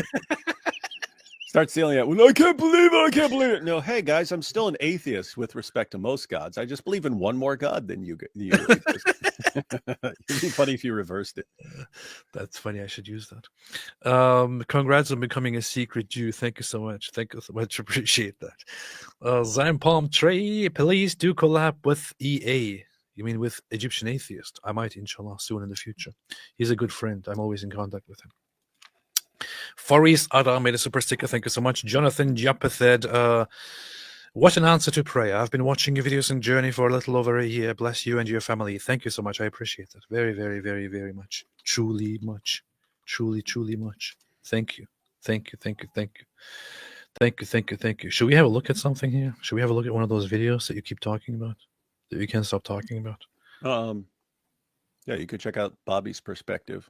Bobby's perspective. Let's look at what Bobby has to say. I haven't seen it. I don't know if he's going to be, this is okay, or if he's going to be, I can't believe it. I personally don't think there's anything wrong with apostate prophet converting to Christianity. Because he's still doomed to eternity and Jahannam. You see, I don't think I have a big problem with this. What my perspective is. This is Bobby's perspective. Why are you mocking the guy's voice, man? I kind of can't remember what he sounds like because I've only seen like one video of him ever. We're here. Here you have a reminder of that.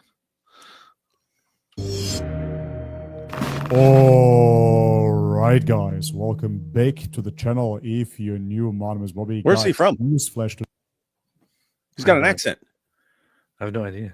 He's got an accent, though. Anyone know where he's from? Huh? He's of some Balkan origin. I think like Albanian or something. But what country is he from? I don't know. I don't really know. Yeah. Whoa, welcome, guys. Where's he from, guys? Where's he from? Today, just a quick video. Ridvan Aydemir, also known as the Apostate Prophet, just converted to Orthodox Christianity. So if this is the first time for you seeing my face, you might...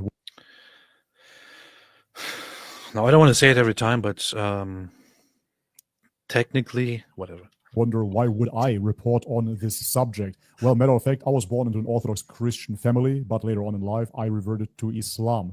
With Ridvan, on the other hand, it is the exact opposite. It is the other way around. He apparently was born into a Muslim family, grew up in an Islamic household, according to his reports, and so now later in his life, he accepted the Orthodox Christian faith. Let's read his ex-post here, and then I'm going to give you my commentary. Ridvan writes, for 10 years, I was an atheist and agnostic. Yeah, well, that is a contradiction, of course. You're either an atheist or an agnostic. Are you stupid, Bobby? He was an atheist. So for part of the 10 years, he was an atheist. And then more recently, he became an agnostic. He didn't consider himself an atheist anymore. So a couple things. One, the way some atheists define atheism, there's no inconsistency there. They define atheism as lack of belief in God. So you can be an agnostic and lack belief in God. So no, I think I prefer the traditional definitions to where you actually have a clear distinction between the two. But even granting the clear distinction, in which case these would be different categories. For 10 years, he was... Yeah, if you wanted to get technical and say, but not simultaneously, he says, and I was atheist and agnostic. Why don't you ask for some sort of clarification? It's like me saying, hey, so I'm almost 49. For 49 years, I've been an atheist and a Christian. Yeah, if you interpret me to mean simultaneously, then you'd have a problem. But yeah, I would give the same response that David just gave, so no need to further comment on that. Anyways, for 2 years, I have been searching. Today, I have been accepted as the catechumen in the Orthodox Church. Catechumen? It's a catechumen. On my way to becoming a baptized Christian. Yeah, well, I have to say, I'm not surprised whatsoever. As they say, you are the average of the 5 people you spend the most time with. So, for example, if you spend your time with 4 millionaires, it's highly likely that you're going to become the 5th millionaire. And Really? Let's go hang out with some millionaires, man. What are we doing? Hanging out with each other, man. Let's go find some millionaires.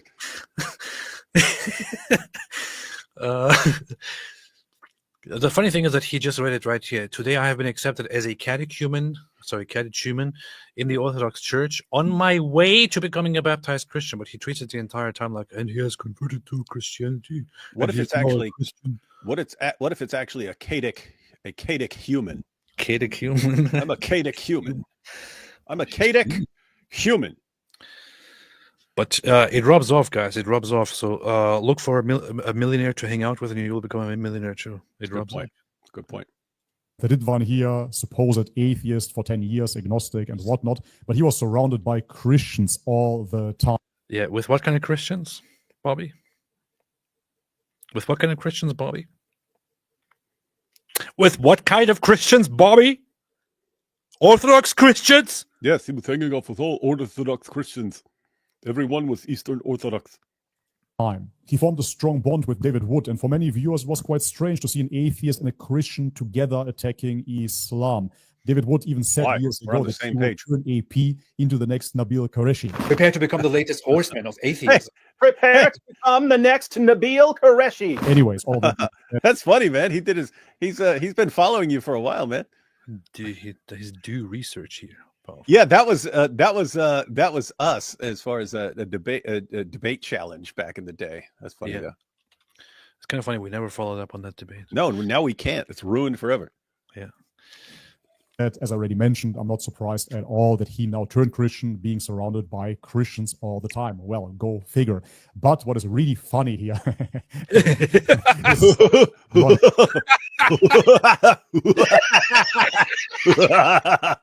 is funny. This is funny. Anyway, what's funny? Looking at this picture, what do you notice? Of course, I don't have to tell you. Wife is wearing a hijab. Yes, the headscarf, of course. And as we know, AP has been at war with he left Islam over the hijab. He said, hey, if there's a religion in it, if women wear a hijab, I will be out of this religion. He declared war on Islam because of the hijab. And now, look at the irony. Look at the irony. His wife is in a hijab. Oh, what a hypocrite. What a hypocrite. He left Islam because of the hijab. Wearing a hijab. Oh, my goodness. It's so funny. I have a few questions. One of those is, this guy is from an Orthodox Christian background. So he should probably be a little bit familiar with Eastern Orthodox, culture and background and all that. Is he aware of the veil or the head covering in the context of Christianity, of traditional Christianity, of Orthodoxy, and so on? Is he actually aware of it? Is he aware of it, and despite the fact that he is aware of it, falsely compares it to the hijab? Or is he not aware of it? In which case, I really want to question his familiarity with the Christian Orthodox traditions. Wait, Black Angel says yes, let it play. Wait a minute, okay, I'm going to do what you say here, Black Angel. Wait, let it play with in reference what? Oh, but about him, whether he knows. Yeah, about let me see. Yes, the headscarf, of course. What is up with that, AP? This here, we must assume, is his wife, because if you look at the picture, everybody else is censored. However, Ridvan, his supposed wife, and his children are not supposed wife. Not censored. Therefore, I'm simply going to assume that this must be his wife, and they are standing very close to each other as well. It would be very unlikely that this woman is somebody else than his wife. And matter of fact, as I said, I'm coming from an Orthodox Christian background. Yes, traditionally, Orthodox Christian women have to cover, especially in church. That is, they're wearing a... What do you mean, especially in church? What do you mean, have to cover? Okay, I'll keep playing it and then... veil. This is quite reminiscent, of course, of Mother Mary. And if you look at Muslim women, what do they do? Yes, they cover just like Mother Mary. This is where he goes with this. Highest women, believing women. This is the big takeaway from Bobby's perspective. Exclusive to Islam. All right, so this is all a bunch of garbage. Now, here is the thing. Still at this point, I have to just assume that he's kind of illogical, or I don't know what he's exactly doing here. Now, definitely seems stupid. Traditionally, in Christianity, so in Christian tradition, until today, especially in the past, it was common for Christian women to put a veil on their head when they go to church. Not everywhere. It was adopted by society to have something on their head in general, not just among Christian cultures, but among different cultures. Also for men, by the way, to wear something on their head. However, when they would go to church, in Christian tradition, when they go to church and they engage in public prayer, the men take off what is on their head. Most men used to wear something on their head outside in the past. Men take off their hats and put it away. Women, on the other hand, put a certain special veil on their head in church. This is not because the text says something like, and women must be covered up at all times. It is rather because in the New Testament, you have Paul saying that what's the reference here? Is it Corinthians? 1 Corinthians. Yeah. 1 Corinthians. 1 Corinthians 11, 15. Which one is that? Which one is that? Oh yeah, here. So here is the passage. 1 Corinthians 11. Now, it talks that this is a letter sent to the Corinthian church, to the Corinthians as a community, telling them basically certain basics on how to behave, what to do, and so on. There's so much in here. But it says here, follow my example as I follow the example of Christ. I praise you for remembering me in everything and for holding the traditions, just as I passed them on to you. But I want you to realize that the head of every man is Christ, and the head of the woman is the man, and the head of Christ is God. Every man who prays or prophesies with his head covered dishonors his head. As I just mentioned, men also used to wear something on their heads during the day outside. But when they go to church and they engage in prayer, they take the hat off and put it aside and pray. Later on, they can put the hat back on. But every woman who prays or prophesies with her head uncovered dishonors her head. It is the same as having her head shaved. For if a woman does not cover her head, she might as well have her hair cut off. But if it is a disgrace for a woman to have her hair cut off or her head shaved, then she should cover her head. This is about prayer, about praying and prophesying. This is about praying in public, also known as praying in church. So, based on this tradition, Christian women for most of traditional Christianity have been going to church and putting on a veil. And this veil can be kind of a loose veil, can be, I don't know, some sort of veil, but just a veil to signify this, to then pray with that. When you are outside the church, when you're done with church service, it's like it has been culturally or traditionally dependent on what women do there. Some take it off, some put something else on, some keep the veil, and so on. The men put their hats back on. This is basically what it is. There is, as far as I know, there is no evidence or no instance in history ever where the churches enforced covering women up and saying you have to cover up, otherwise you will be destroyed and humiliated. Some had certain demands, such as if you want to attend, you need to have something on your head. It is what the Bible says. But there was never kind of like an enforcement of putting a head cover on women. And women who do veil themselves in church do not go outside and veil themselves forever. They don't wear it for life. It is not something that is enforced on women. It is simply about prayer, about worship. Suppose AP has never heard about nuns.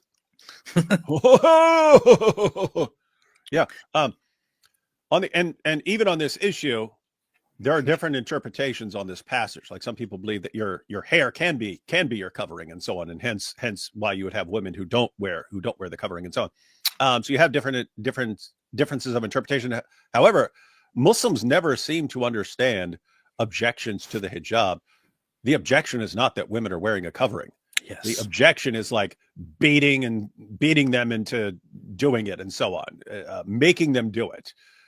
Forcing them to do it. It's just a different category. So take Iran, where I'm not wearing the head covering. Okay, well, we're gonna beat you, we're gonna grape you, and then we're gonna lock you up and torture you for years. Okay, that's what we're objecting to. And then this giant walking clown emoji. But look, then you end up with the same thing. Yeah, you don't. Yeah, You don't. AP beats the crap out of his wife and then has her locked in prison if she doesn't wear that. If my wife went to church without putting any veil on her head, nobody would even say anything. She would go in there, she would do her prayers, and she would leave. Now, it would be considered more pious or more expected of her to wear something on her head, but nobody would force her, or nobody would kick her out for not wearing something. There are other women who don't wear head coverings, who don't wear veils, and they are still there, still praying. So this comparison here is very pathetic, extremely pathetic. No, but it does fit Bobby's audience, right? I mean.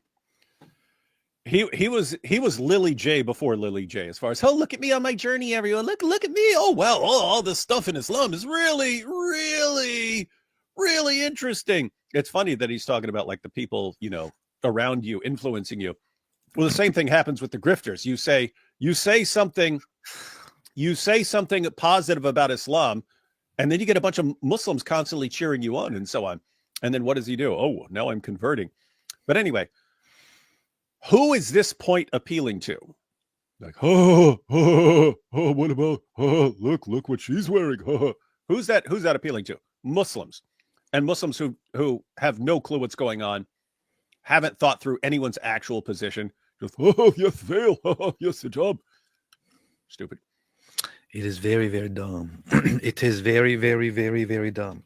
So it's not the same thing at all, No.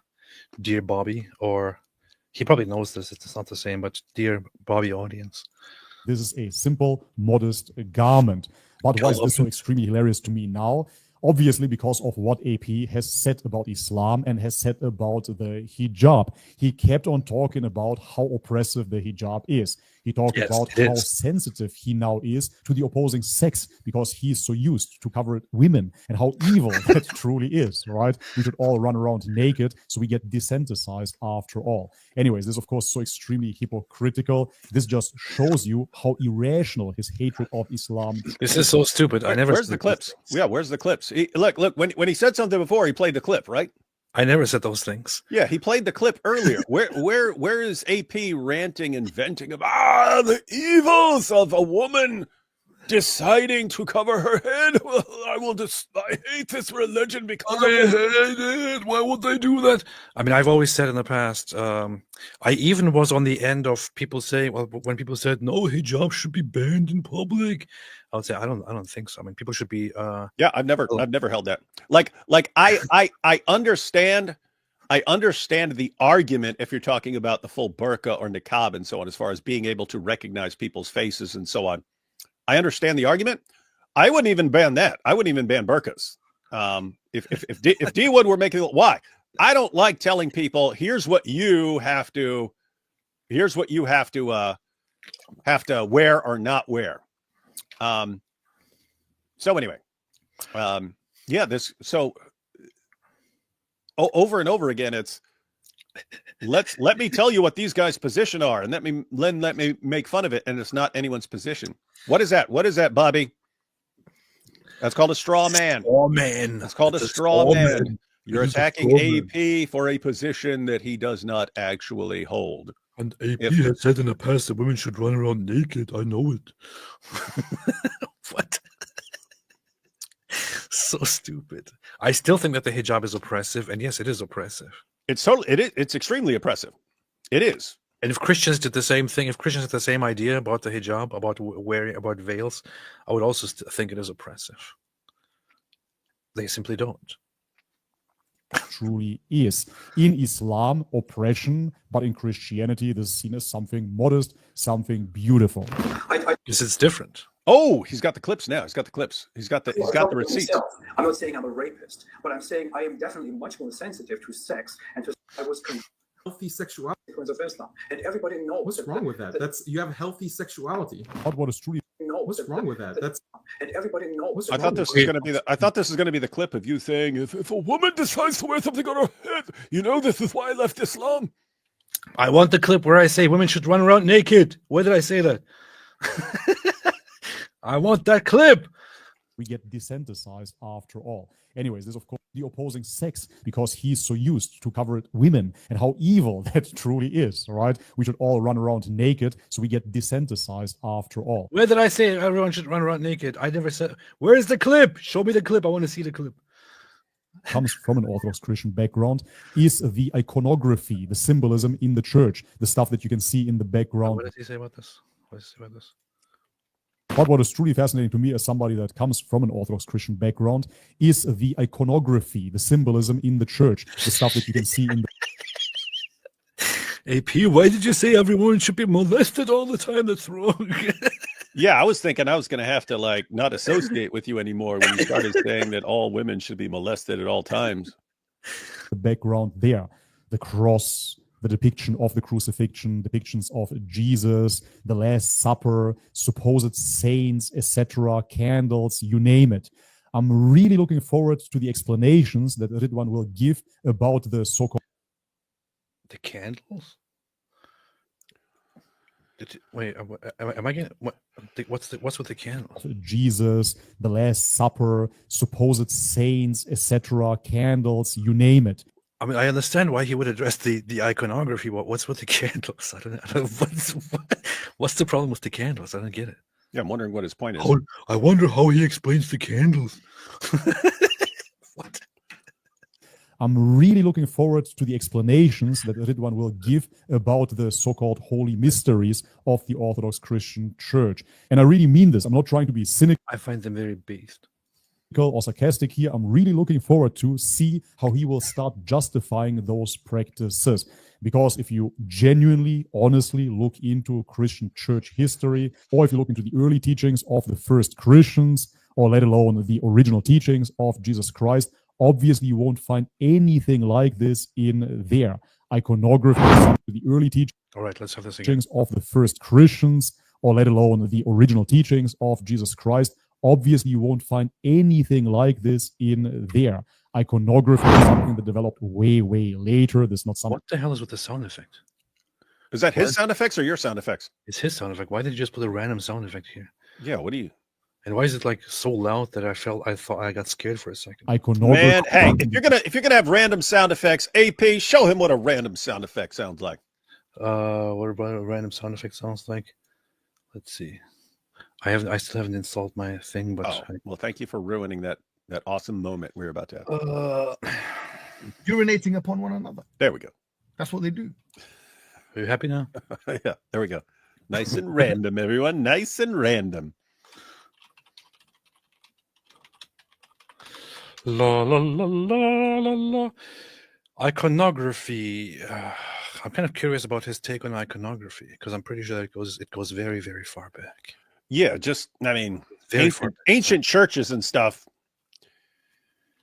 We know it goes pretty far back.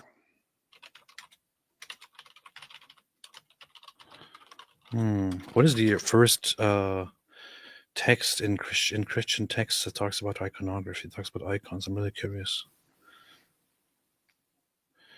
La la la la la la la la. So first centuries, first and third centuries, there was minimal iconography, like the fish, the anchor, the CR, the Good Shepherd. By the 4th century, it became more sophisticated. I mean, if you want to count that as early Christians, that's pretty solid, man. It's pretty early. That's very, very strange. And he has a big deal with it. Way, way later. This is not something that Jesus Christ taught. He didn't teach the liturgy either. He didn't teach Did he just say liturgy? I don't know what he said. He didn't teach hanging choreography, something that developed way, way later. This is not something that Jesus Christ taught.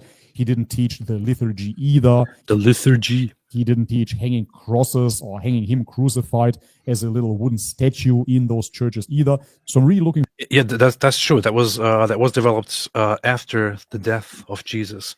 What exactly does that mean? However, the liturgy was not taught by Jesus. It was indeed developed. The liturgy that is used in Eastern Orthodox churches was developed and written by Saint Chrysostom, who is very, very significant of the church fathers.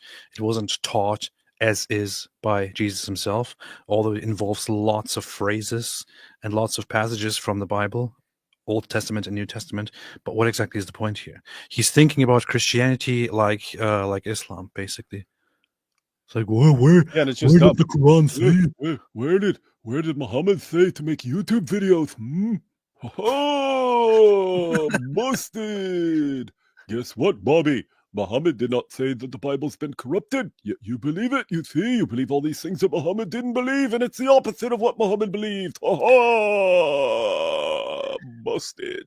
The funny thing about the liturgy is that it actually is very much in continuity from the practices that were around at the time of Jesus, which are the practices that are described in the temple. So in Second Temple Judaism, the Jewish, the Jews who would attend and who would engage in temple practices that Jesus himself is recorded in the Gospels as attending and as witnessing. Lots of the things that are used in an average Orthodox church were used there as well, including the incense. The liturgical practices, the singing of the Psalms, different patterns, people who are there just to chant different things, processions that are part of the divine liturgy, as it is called. These are practices that are directly adopted from Second Temple Judaism into Christianity. So the idea is actually it's very, very interesting. During Second Temple Judaism, there are temple practices that the whole body of Jews and believers engage in at the temple. After the destruction of the temple, those Jews who go toward rabbinic Judaism abandon the temple practices and say, since the temple is destroyed, we can't observe these practices anymore until we have a temple again. Until then, we will just focus on something else. We can't do sacrifices. We can't do temples. Let's focus on studying the Torah. So studying the Torah replaces temple practices and sacrifice.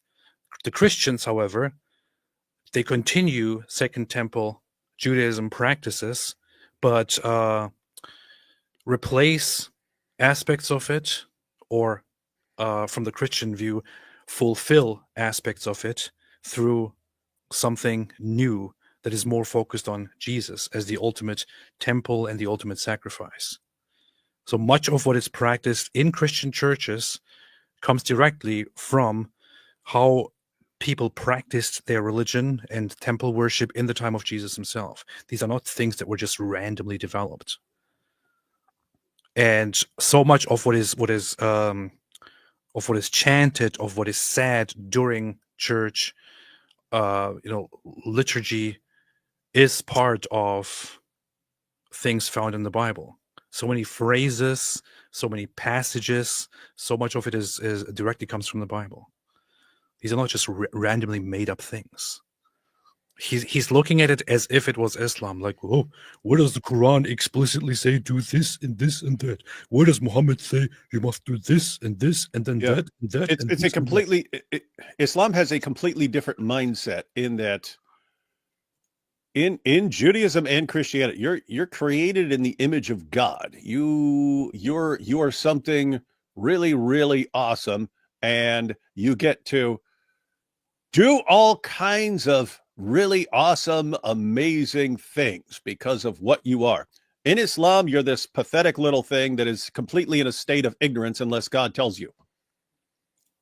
Unless God tells you what to do, you are just in a complete state of stupidity and ignorance forever. In other words, you are not this thing that can figure things out and develop ways of doing things. You are basically an empty receptacle. And if God does not tell you to do something, then you are just in a state of perpetual ignorance about it, and you just have to sit there doing nothing. How dare you develop something that Muhammad didn't say word for word? How dare you do that? That's unacceptable. And it's all funny because you look at the entire history of Islam, and basically all these decisions get made along the way by just Muslims along the way, and Muslims accept them as if they come from Muhammad. So you have it's a later tradition, but you have the hadiths that say Muhammad revealed the Quran in all these different ways. So he revealed them in 7 different ahruf, clearly made up to justify why they had differences in the Qurans and so on. But anyway, then you have the Caliph Uthman issuing a standardized version. He says, write everything in the dialect of Quraysh. And so what would that mean? It would mean that if you put all that together, it would mean that Muhammad received the Quran in seven different ahruf, and then Uthman destroys 6 of the 7. So why did he get to make that decision? Why did Uthman get to make that decision? And then later on, you still have differences in the Qurans. And so you have a guy in the history of Islam decides, you know what? Let's pick 7 of these different Qurans and say that these are the official 7. And then later Muslims realize, wait a minute, with these, if we say 7 kirat, people are going to confuse that with the 7 ahruf. So let's make it 10. And so they make it 10. It's like, wait, these are all the decisions that are affecting Muslims all the way down to the present. In 1924, because the Ottoman Empire had spread the Hafs version of the Quran, because that was their favorite version of the Quran, even though Hafs was considered a liar and a deceiver and a thief, they still that was the popular version of the Ottomans. So it spread throughout the Ottoman Empire. And then in 1924, they finished their 7-year project of coming up with the official Hafs Quran, and they put that out there. And then Muslims think that's the only Quran that's ever existed. It's like, All these people are making these decisions for you. None of these decisions come from Muhammad. None of them. In fact, they are quite frequently doing something completely different from anything Muhammad ever did, making decisions for you. And then you'll take it as an authoritative part of your religion when it's something that happened in the 20th century. It was a decision in the 20th century, and you take it as like from Allah. And I don't know. So this is just weird stuff. To have the mindset, unless it comes from Muhammad, unless it comes from Muhammad, you cannot believe it, or you're stupid, or you just don't know, and how you're a hypocrite. And yet they can't even stay consistent with their own stupid position. That's funny. I'm very surprised and kind of happy to see that the Orthodox Ethos is watching this live stream. So Orthodox Ethos is quite a popular online Orthodox channel that I believe belongs to or is led by Father Peter Heers. Very, very honored that he's watching. Would like to hear his thoughts more. If I'm misrepresenting anything about the liturgy or anything, let me know, please. Doing my best. Probably not a good idea to have all the Orthodox people coming over and checking out you talking about DL Colby.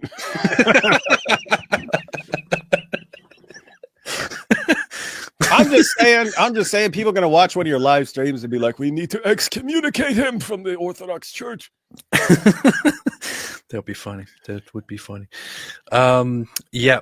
Did you listen to Temu Epstein Tate and get your PhD? Is that why you want?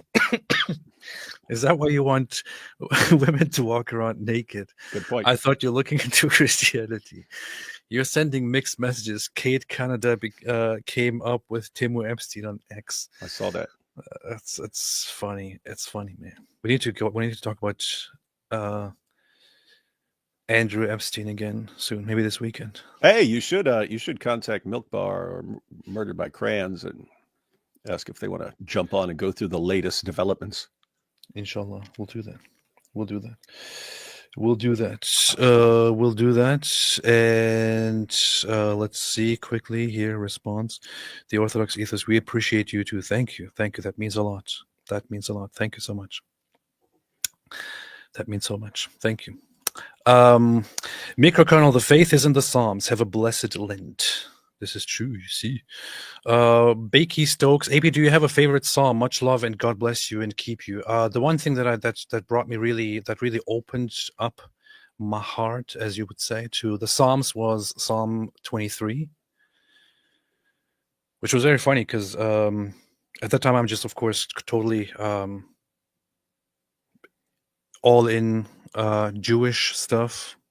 And then somebody sends my wife this song by this Messianic Jewish group, and they're singing this Psalm 23 in Hebrew. The group is called Mikadem, I think. It's a Messianic Jewish group in Israel, and they're singing this the song Psalm 23 in Hebrew. And I listened to that, and I thought, this is one of the most beautiful things I ever heard. I still love the song. I still listen to it. And I started reading the text of it, and it really deeply affected me. And then I decided to just read all the Psalms and also to listen to them. So I listened to the Psalms and also read them all through, and was really amazed by all of them, basically. Right now, one that is on my mind very often, because it's kind of part of a prayer that I do every morning, is Psalm 51, which is a very, very, very, very nice one. Powerful. Not sure if I can say it's my favorite, but yeah, that's a response there. Nukufui, hey Dawood and AP, you think I'll get featured in a Jihad Watch stream if I start making videos on Islam in Indonesian as an Indonesian Christian? I'm thinking something like Testify, but Indonesian. When you said you think I'll get featured in a Jihad Watch stream, I thought you were going to carry out a terrorist attack. Yeah, that's what it sounds like. But as far as Jihad Watch, if you mean Robert's streams, I don't think Robert has figured out how to play video clips yet. But so yeah, there's that difficulty. However, I will point out, making videos in Indonesian is a very, very good idea. I'm saying that just based on the number of requests. I get requests all the time. David, please put your videos into Indonesian or something like that. As if I could just do that. As if that's just some easy thing to do. But hey, listen, if you want to make videos in Indonesian, very simple approach is watch one of our videos about something interesting or something like that. When I say us, I mean people who are making videos about various issues related to Islam and Christianity and stuff. Pick a video. I can say, as far as my videos, you are welcome to take anything, any of my videos or any point I ever make. You are welcome to steal it. You do not have to give me credit or use my or say I got it from David Wood or something like that. You can take a transcript, translate it into Indonesian, and then make the video yourself. And I can't speak for all Christian apologists, but there are plenty of Christian apologists who would have the same idea as me. Is like, hey, if you want to like take something that I said and put it into Indonesian and stuff like that, most people would love that. So anyway, the point there is tons and tons and tons of content that's already in English that is just waiting for people to take and put into other languages. And so a good idea. And you have a really huge population there. So good idea. It would work. Don't blow yourself up. Don't blow yourself up. Don't kill anybody. Yeah, we don't want you featured on Jihad Watch for your attack. David, here's a response to you by the Orthodox Ethos. David, you are right to make the distinction between the theology and the economy, but in the creed, what is being confessed is the eternal relationship. Therefore, adding it to the creed is an error. So there you have it, the Orthodox perspective in your face. Yeah, I know what's being confessed is the eternal relationship. And I'm saying, as far as I can tell from the text, I wouldn't have enough to go on to say which one is correct. But I think I might be on your side as far as saying, even if it's correct, it's not clear enough to make this a defining part of faith, because you don't have clear enough support from the Bible. And therefore, I might be in the position of just saying, okay, don't put that in there. Don't put that in there, because we're not even sure what the eternal relationship is on that. This is good to know. If the super chat came from the Catholic perspective, David would probably be on their side. But yeah, I'm saying I would see. Here's the thing. Here's the thing. We know what you're saying, David. No. I'm going to clarify it even more. If one side said the Spirit does not proceed from Father and Son, and the other side said the Spirit proceeds from Father and Son, I would not agree with either one of those positions. I would say I do not know. However, if you just said Scripture doesn't say, therefore don't include it in a creed, I could be on that side. So I don't actually know what you guys are saying. Are you guys saying that the Spirit does not proceed from the Father and the Son, or are you just saying not clear on that issue, therefore don't include it? If you're saying not clear on that issue, therefore don't include it, I'd be on your side on that issue. I think the idea is just it doesn't belong in the creed. So I see that. Powerful. But that's just what I think. Slave to Christ. Do you think salvation is assured or no? Orthodox, no. Good question. No, David can give a 2-hour answer to this question. But I want to finish this video quickly. Crosses or hanging him crucified as a little wooden statue in those churches either. So I'm really looking forward to see how Ridwan will cope with this ultimately, and how he will justify certain doctrines. I can tell you how I cope with this. Are you going to cope? Yes, he's really bothered by this. How are you going to cope? This is so funny. This is part of the whole of the culture of what he's doing online. Like, he expects me to be like him, where I change my position on something, or change my faith, and then immediately like, okay, now I have to go online and debate and argue why I'm right and all others are wrong. I'm not going to do that. I can tell you right now, I'm not going to do that. It would be, of course, very tempting and very, very awesome, very tempting, a lot of fun for me to become a Christian and to immediately go online and start fighting with people, and immediately go online and start justifying my perspective and justifying my beliefs. I'm not going to do that. I'm not sure if I'm ever going to do that. It's not what this is about. It's not what I'm about. pretty sure I'm not going to sit here and make a video about why Orthodoxy is 100 reasons why Orthodox Christianity is true. I'm not going to do that. But the way I'm coping with it is, I can tell you very, very well, I see no problem at all in iconography. I see no problem at all. Here's the thing. Worship. Just personality wise, like, notice, guys, you don't see any icons. You don't see any icons around me and so on. But personality wise, AP historically, even when he was an atheist, had all sorts of like religious objects all over the place. He doesn't seem like he had a problem with those. No. He seemed like he liked them even when he didn't believe even when he didn't believe in them. He just liked having them around. So it would be weird if right now he's like, oh, I have a problem with a crucifix. Yeah, it's a weird expectation. I actually like iconography. I think it's beautiful. I think it's awesome, and there's something really fascinating about saints. There's something really fascinating about remembering saints with iconography. There's something really fascinating about certain very crucial and central icons of Jesus, like a very, very famous one from a monastery in Sinai, which is just commonly known as Christ Pantocrator, but it is the one that is where he's depicted with his two different natures or two different sides and so on. And I appreciate that before I came close to Christianity. It's just, I don't have any problem with it. Why would I have a problem with it? But how do you explain the candle? Yes. Where did Jesus say have a candle in your church? Isn't it amazing? I mean, why would you bring up the candle? I'm just saying, this is a convert to Islam, and yet somehow they convert and they all absorb it. They all absorb this idea. If you do not have a command to do something, then you're doing something wrong. It's weird. Wild stuff, ladies and gentlemen. Wild stuff. Where did Jesus say to have that microphone? It's so weird, man. How do you explain the candle? Oh, yes. Why do you worship candles? Yes. Why would anyone ever have a candle? Matter of fact, not just a candle. Why any light at all? Why not just sit in the dark? Yeah, so this is the one that I'm talking about, that I was talking about just now, and I appreciated this before I showed any interest in becoming a Christian. I still appreciate it now. I think it's a fantastic part of it. And what exactly is wrong with it?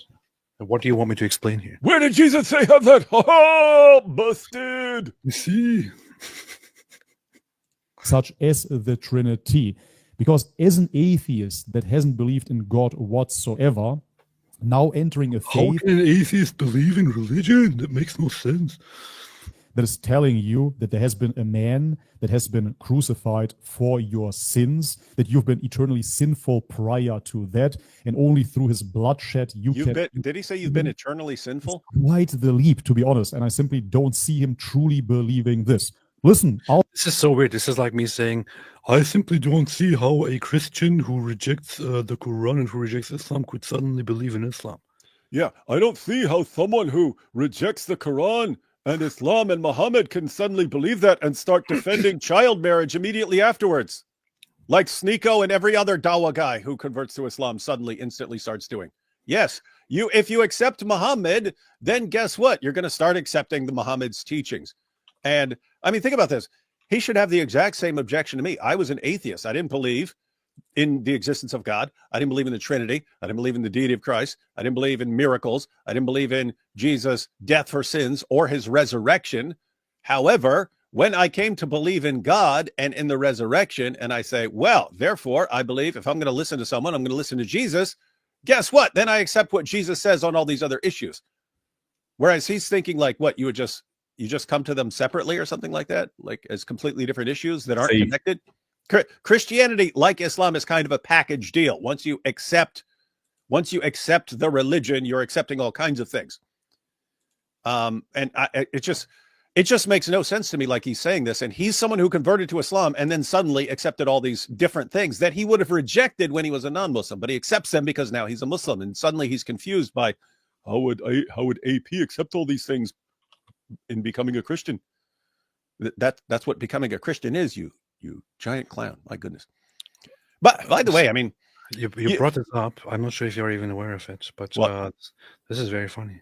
What? An accepted practice within his society. It is also historically well established that early Islam had many enemies that antagonized the Prophet in many ways. None of these ways, though, was centered on mom and dad. There's absolutely about many of the instances we are talking about an adult violently taking control over a. He actually has a video from 2023 where he talks about Muhammad's marriage to Aisha, defending child marriage.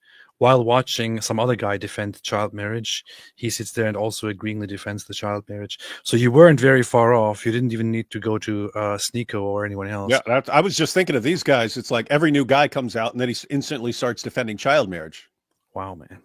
And it's like, wait a minute. No, Islam is, we must submit to Allah. And suddenly, no, we have to defend child marriage. Why? Because you've submitted to Allah and Allah affirms child marriage. So it's not like you have to come to these separately. You accepted the religion. It's weird stuff, man.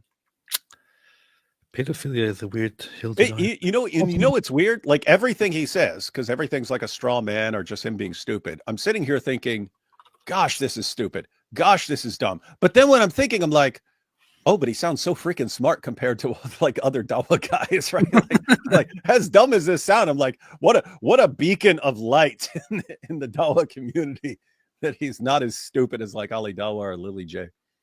But still, when there are signs of physical maturity, it becomes permissible for the husband in Islamic law to have marital relationships or consummate the relation with his bride. And this is the example of the Prophet, peace be upon him. Do you know what precocious puberty is? Starting puberty unusually early. Like, is there anything in Islam that prevents you from a man marrying a 5-year-old that started precocious puberty? You can arrange a marriage even as an infant, but that doesn't mean that sex is allowed. Could a man have a marriage to a 5-year-old consummated if she started precocious puberty? If she starts showing signs of physical maturity, then yes, that's permissible. As I said, said, age 4?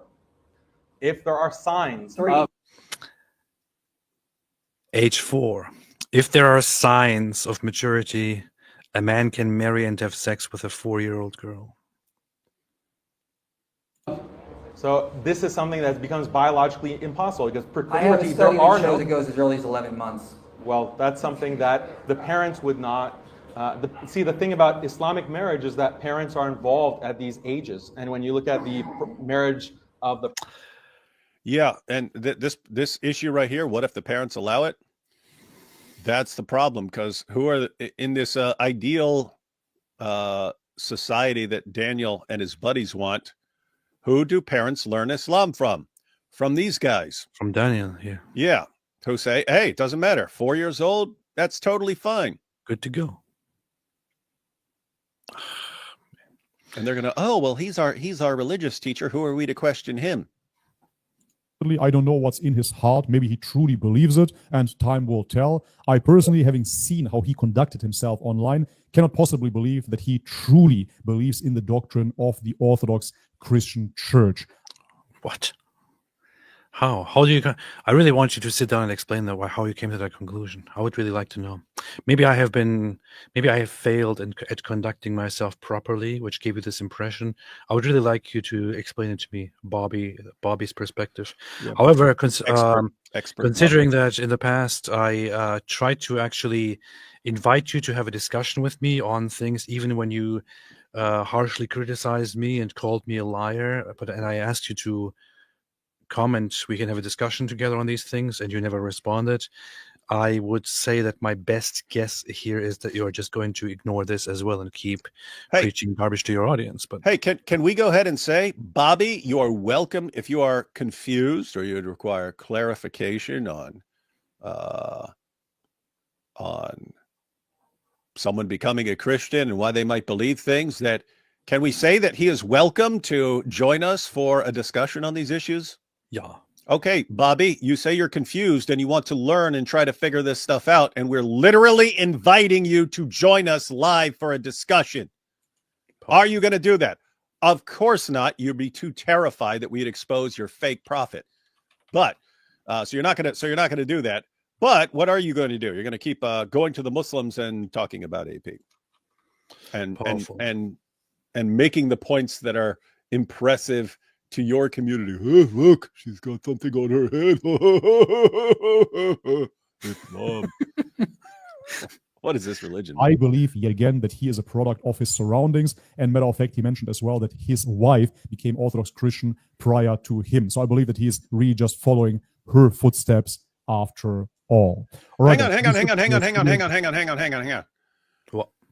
Your wife became a Christian before you did. Who's she surrounded by? You, who were an agnostic at that point. And as far as not by Christians. No, she's not surrounded by Christians? Not by Christians. No. So she wasn't surrounded by Christians. So she's not what I thought people convert just based on who they're surrounded by. Well, maybe it's because I was a secret Christian, so that kind of rubbed off on her, and then she became a Christian. Mm-hmm. You know, that's how it plays out. Yeah. I don't know. No, I'm just thinking because yes, the people you hang out with do influence you and so on. But guess what? I mean, you and me, we do live streams together. Apart from that, it's not like we're around. We live in completely different parts of the country. It's not like we're hanging out all the time. So we'd hang out in live streams. But apart from that, you're with your wife, who for most of your marriage is an atheist, and she was a more hostile atheist than you were. And then she becomes a Christian, even though she's not surrounded by Christians. And then yeah, I don't know. It's actually funny because now that you say that, in more recent times, she was indeed more hostile than I was. There was a time in the past where she was kind of more tolerant and kind of closer to religiosity and Christianity, and where I was basically the one who initially, I don't know, kind of impacted her into just letting go of that. And then later on, there were times where I'm just more sympathetic and okay with religion, and she's just totally anti-religion. Yeah, that was like the past few years we've been doing live streams. Even when you were an atheist, you were kind of like, hey, if you don't want to kill me, I mean, I understand people are religious. So what? If you're not trying to kill me, then I don't care a whole lot about what you believe.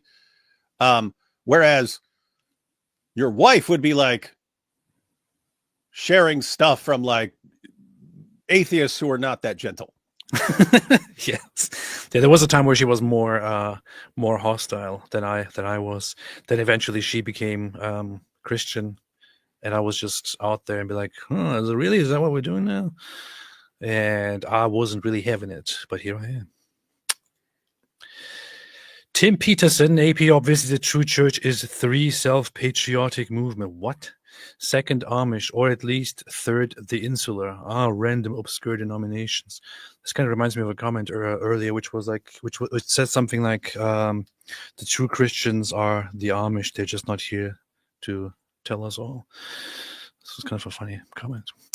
Misha SWB, there once was a scribe called Ezra. Mo thought he worshipped him in Arabia. The Jews worshipped him in Arabia. Mo was corrupted. His proof, you see, was abrupted. Jewish lady gave Mo a 7th century pager. Man, that was a pager.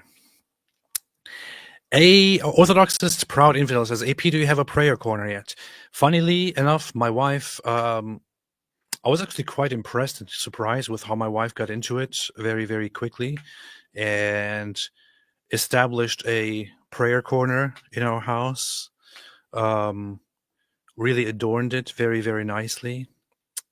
Got incense and everything that belongs to it. Has books and texts for prayers there. The whole section of the house is now full of iconography. With the icon here that is just basically at the center of it. And I mean, she got into it really, really well. And she also made like great effort into learning whatever she can about Orthodoxy and about Christianity. I'm quite impressed. And she did establish that. And I was just looking at that before. Then I ended up using it as well. So, yep, that's the answer. Jack Ray gifted 50 membership. Thank you so much for imprisoning 50 more people into this cult that there is no getting out of. Thank you. Based.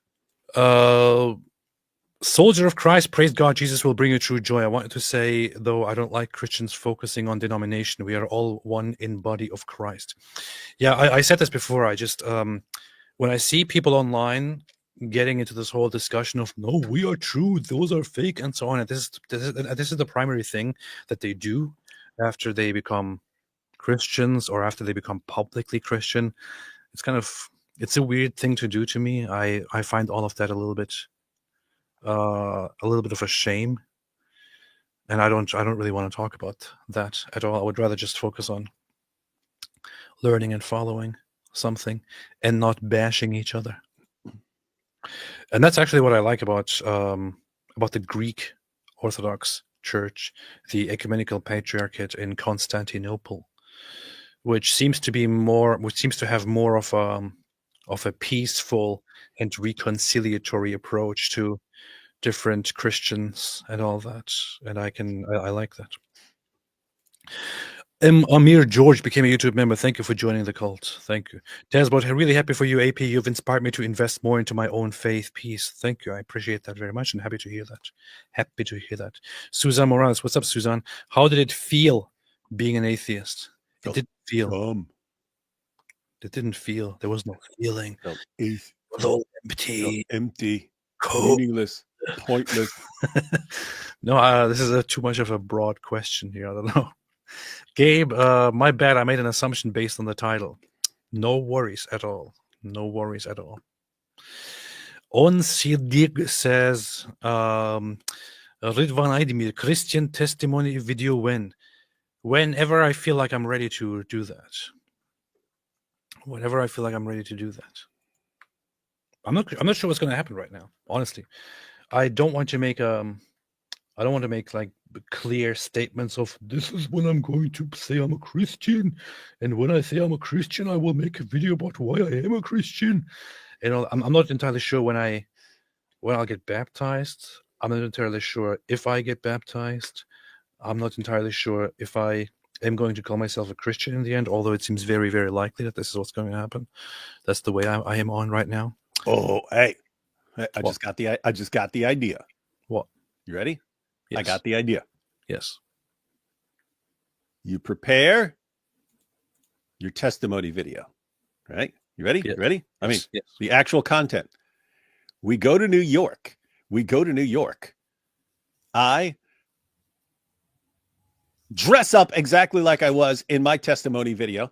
And then when I walk up out of there at the end, like I'll redo that scene where I go down and I'll sit down and I got Guillaume sitting there. And then you walk by and then I hand you the microphone and you go tell your story walking through the city. That's actually a funny, fantastic. And they would actually be like, they would tie together. It'd be funny. That's a good idea. That'd be funny. Maybe in the future, if I ever decide to make a testimony video or something like that, I shall do that. But yeah, at this point, as said, I'm pretty much practicing and praying and all that. But time will tell. It might be very quick. I might come out tomorrow and say I'm a Christian now. I'm just seeing it going that way right now. That's it. Kathy Mott, as a Jewish believer in Yeshua, I support AP's choice. I appreciate that very, very much. Wait a minute. What? Is she related to Jeremy Mott? Probably. Justified Concordian says, congrats, AP. God bless. Also, I think it would be pretty funny if AP slowly becomes a Jay Dyer debate bro type. That would be funny. Yeah. I saw them earlier. I saw him and James White fighting earlier on Twitter. It was kind of nasty. I didn't go further into it.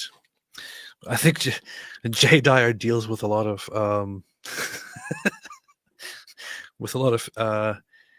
anger and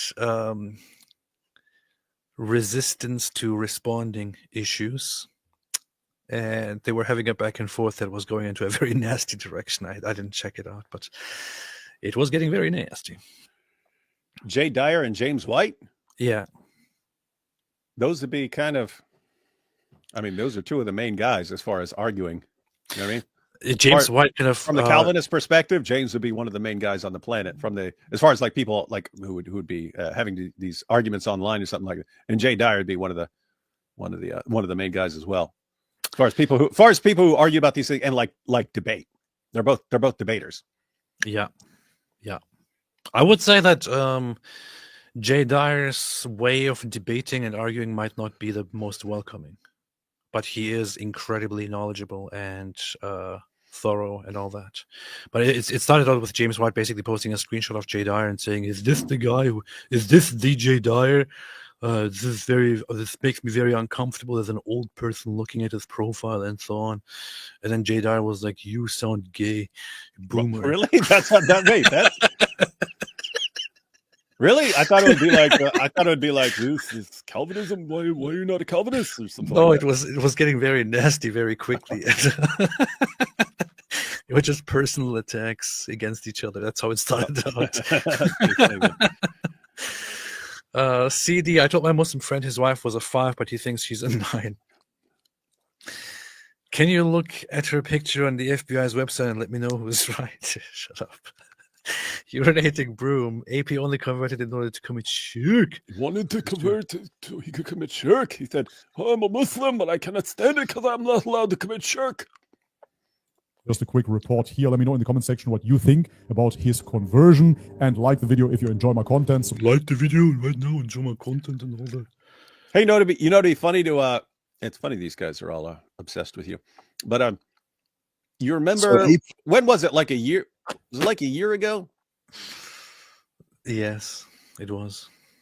Oh, that's Dean Responds. I was thinking about something related, but who the hell is Dean Responds? Don't know, but does he show his face? What is this? It's all God logic and anyway, no, I was thinking of Jake. It was a while. David Wood gets destroyed. What was it, like 8 months ago or a year ago or something like that, when Jake, the Muslim metaphysician's like, "Oh, AP's wife has become a Christian. How's he going to deal with this? Is he going to be psychologically traumatized? How will he deal with it?" And he seemed to think that you, as an agnostic or atheist, would be losing your mind over your wife becoming a Christian. Did he say anything? I don't think he did. Ha! He's been silenced. Wait.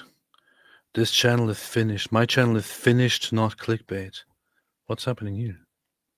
How long ago is that? No, that's his old one. He started a new one. 2 months ago. He did? Yeah, he started a new channel.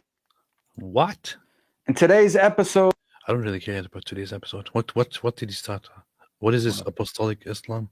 No, I have no idea. I don't care at all. What did this guy say? So Apus decided to be a Christian. Oh, he just called you what? It will be to show his complete name calling hypocrisy by showing name calling reasons why he left Islam or thinks Islam is false. Very clearly, to kill a Paul. Don't be name calling AP. Same-sex marriages. Islam is. Look at this. Look at this. Look at this. What? He titles this hypocrisy, and he makes this about me in the past complaining about Islamic punishments, and then shows how those punishments also exist in the Bible. So how dare he? Now, how often did we respond to this, man? How often even as an atheist? Didn't you destroy this in your debate with Central Dawa and just say, "Hey, why don't you actually read it?" Yes. Even as an atheist, I sat down so many times arguing this.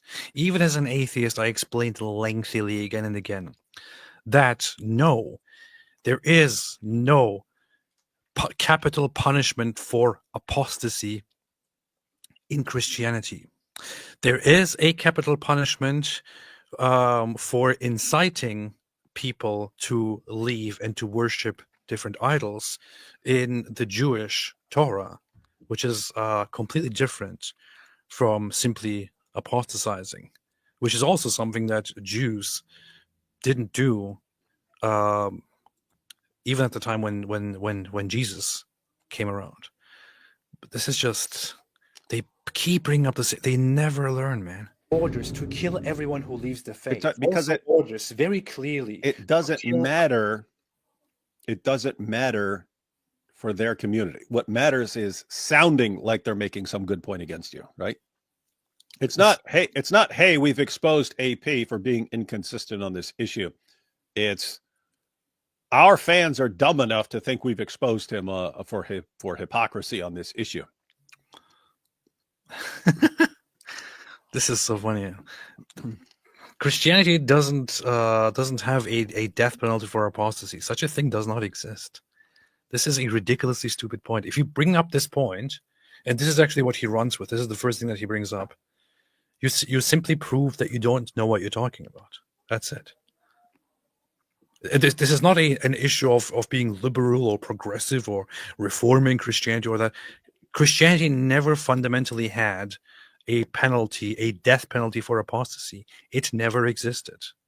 Yes, here and there, Christian authorities or rulers under Christianity might have adopted such rules or such punishments. However, Christianity itself never had such a teaching. This is not reality. If you run with this, how can I take you seriously? This is so dumb, man. So dumb. Do you think now that Muslims proved you were never one of them, they stopped sending death threats? That's what it sounds like. That's what they would do if they were consistent.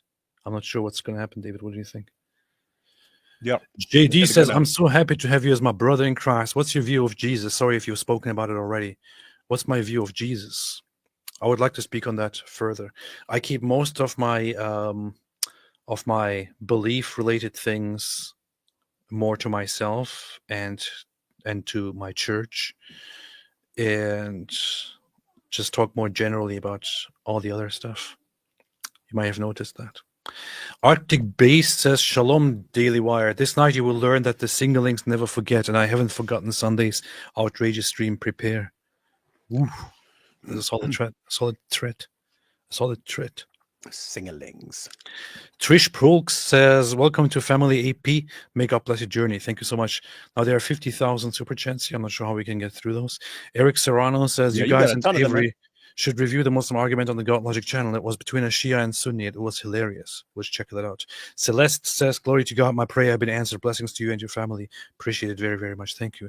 Dean C. Little, this is Seeking Allah, Finding Jesus, but Eastern Orthodox version. I still think that the whole idea of seeking nothing, finding Jesus kind of sounds cool. Seeking nothing, finding Eastern Orthodoxy. Wait a minute. What? Wait. What? What? Is this real? I didn't check this out. I didn't see this. Wait, is that chick who's in love with Andrew Tate? Yeah, Alina Haba. Let's see. What the? She's backtracking? Wait a minute. I didn't see this. Is she? That might be worth covering. Alina Haba backpedals on Tate. The accusations against the Tate brothers are stomach churning. That is for the court to handle. What I said was, I'm always passionate about people that are vocal. That's not what you said. That's not what you said. That is very. You said you're a huge fan. Wow, man, she's. You said you're a huge fan of two sex traffickers. Well, the good thing about this, so number one, she's of course lying, and she's trying to depict herself as kind of a victim of online manipulation or misunderstandings. The good thing is that she's publicly now backpedaling and changing her position on Andrew Tate and basically throwing Andrew Tate away and no longer publicly defending him, which is that's very good. Very you want to see? So, I mean, even if people have no problem with what Tate has done, you still want them to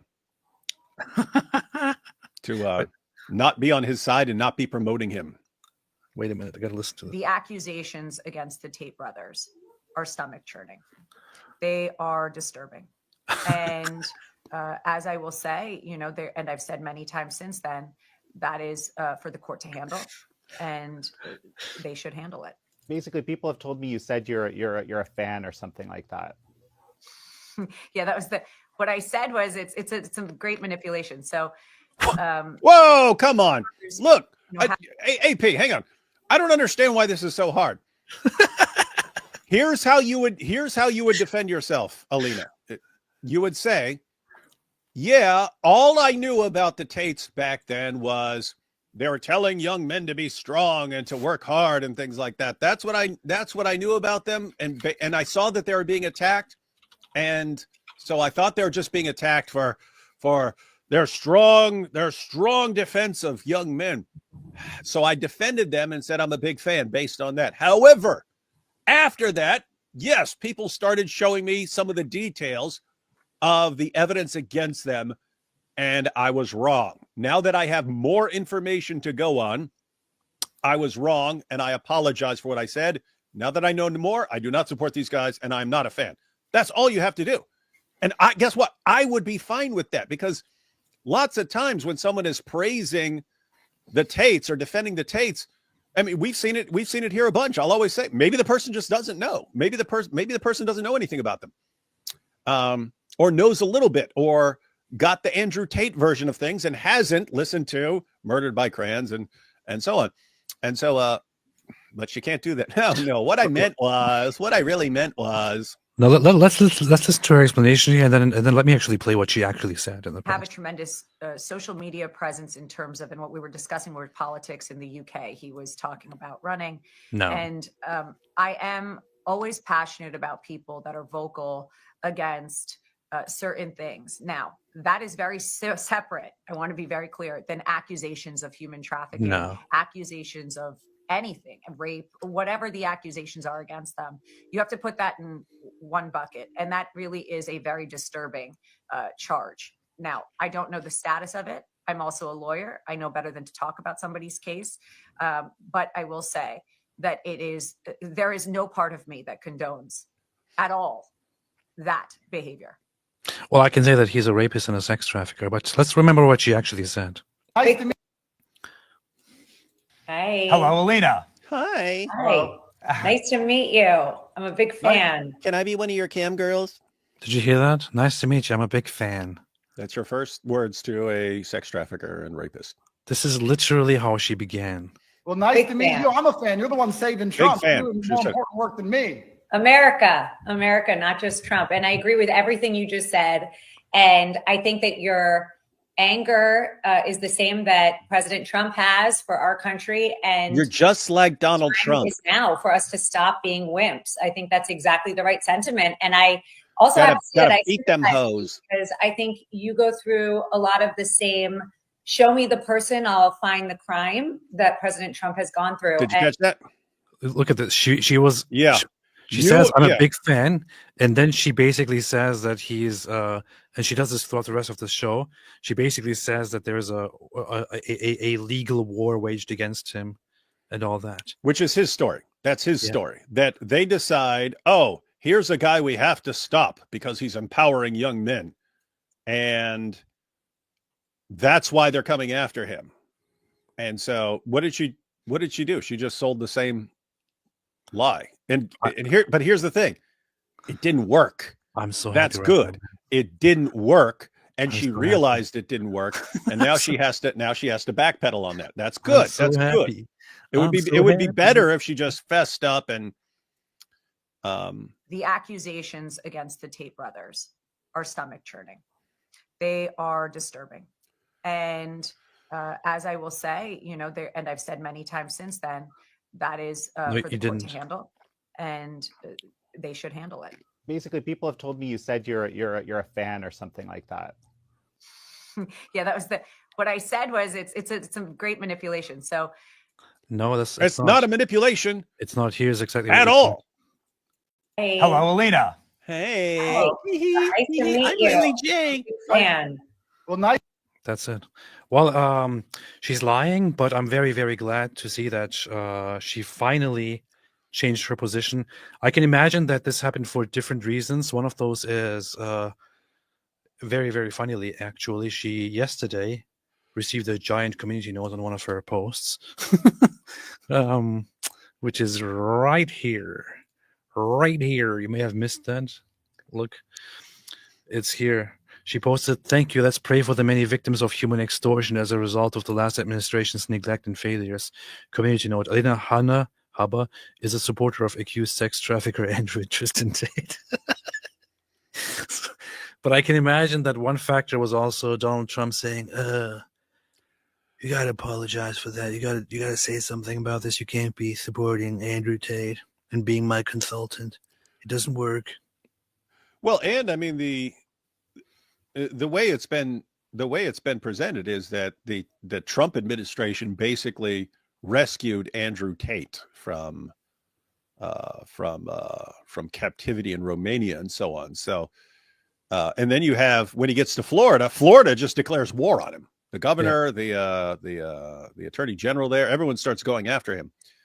And so he actually leaves Florida, runs to Las Vegas, but so it doesn't seem like he's the good selling point that lots of people thought he would be, and they're catching too much flack for it. So now they got to backtrack. That's good. I'm happy to see this development. Now, Andrew Tate was running around like, "Yeah, the administration that's supporting me." Now he has lost that support. Good. He's a rapist and a sex trafficker, I can say it, and he can sue me. Peace be upon me, AP, Ali Darwa, and Darwa clowns will start attacking you. I'm not sure if they will. Beat, congratulations. May God continue to guide you. Memorizing Psalms is super powerful, by the way. I agree. Alex, as a former atheist to Orthodox Christian here, seeing AP on his path is wild. Curious, AP, have you thought about a patron saint yet? God bless you guys. I have thought about several. Who's the patron saint of Islamophobes? That's a good thing. I have to check that.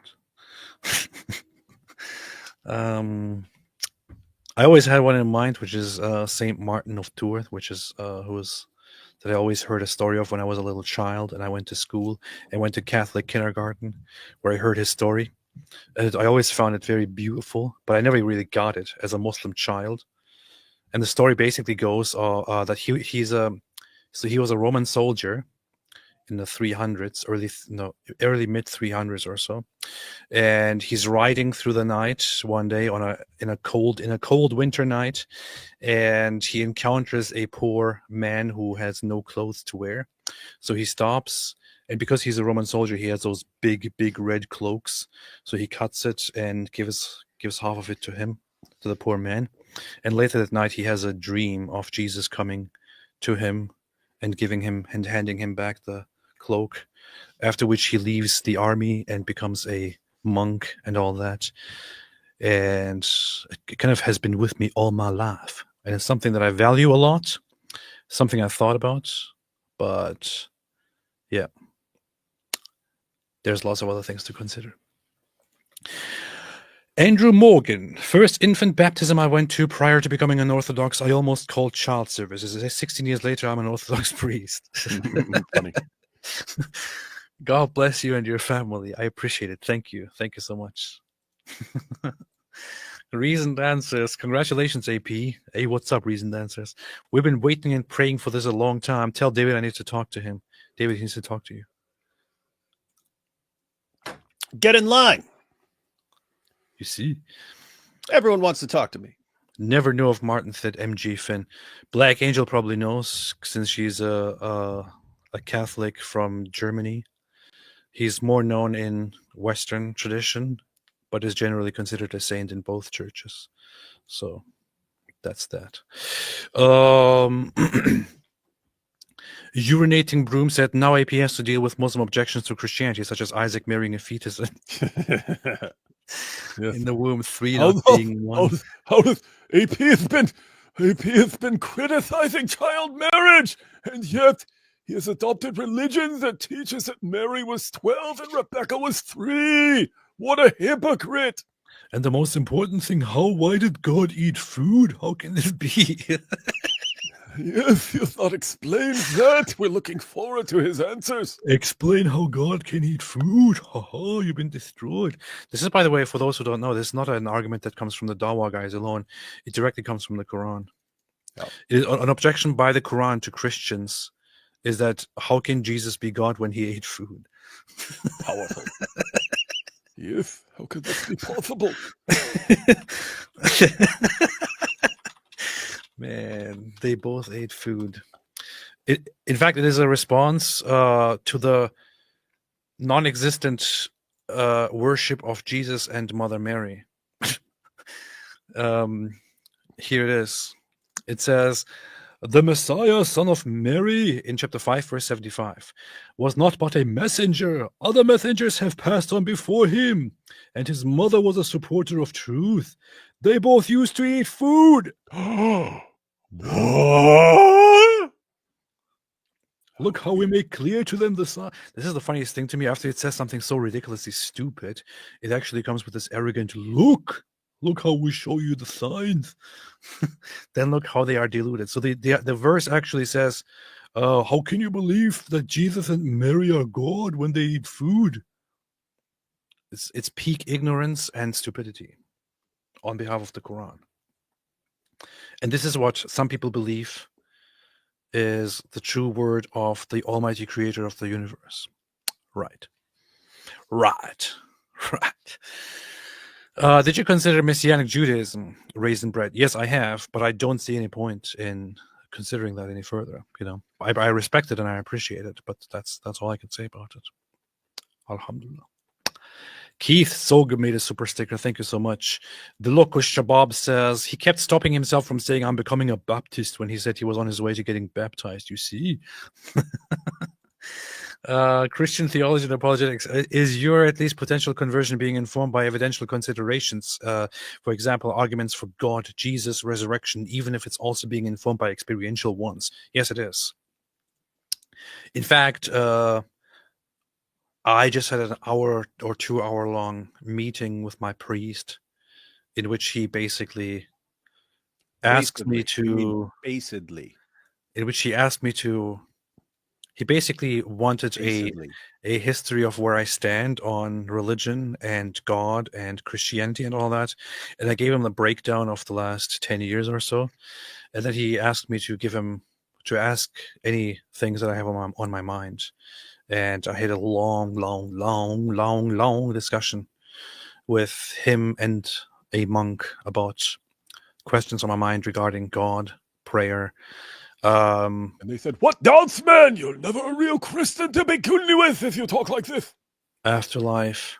What happens to non-Christians? I said I have doubts. He said, doubts? What doubts, man? So, and it was a very, very, very, very, very, very, very rich and fruitful conversation, and I learned a lot. And he said he wants to be rich. You see, he's doing it all for money. Alarius Verus, but I said I keep those things mostly just for now off the screens because I don't want to sit here and talk about why Christianity is true. AP is officially Greek. Free Constantinople when? Tomorrow. Cornelio Bichai Magureanu says, I will now add you to my Pomyanik at church. I appreciate that. Although I don't know what that is.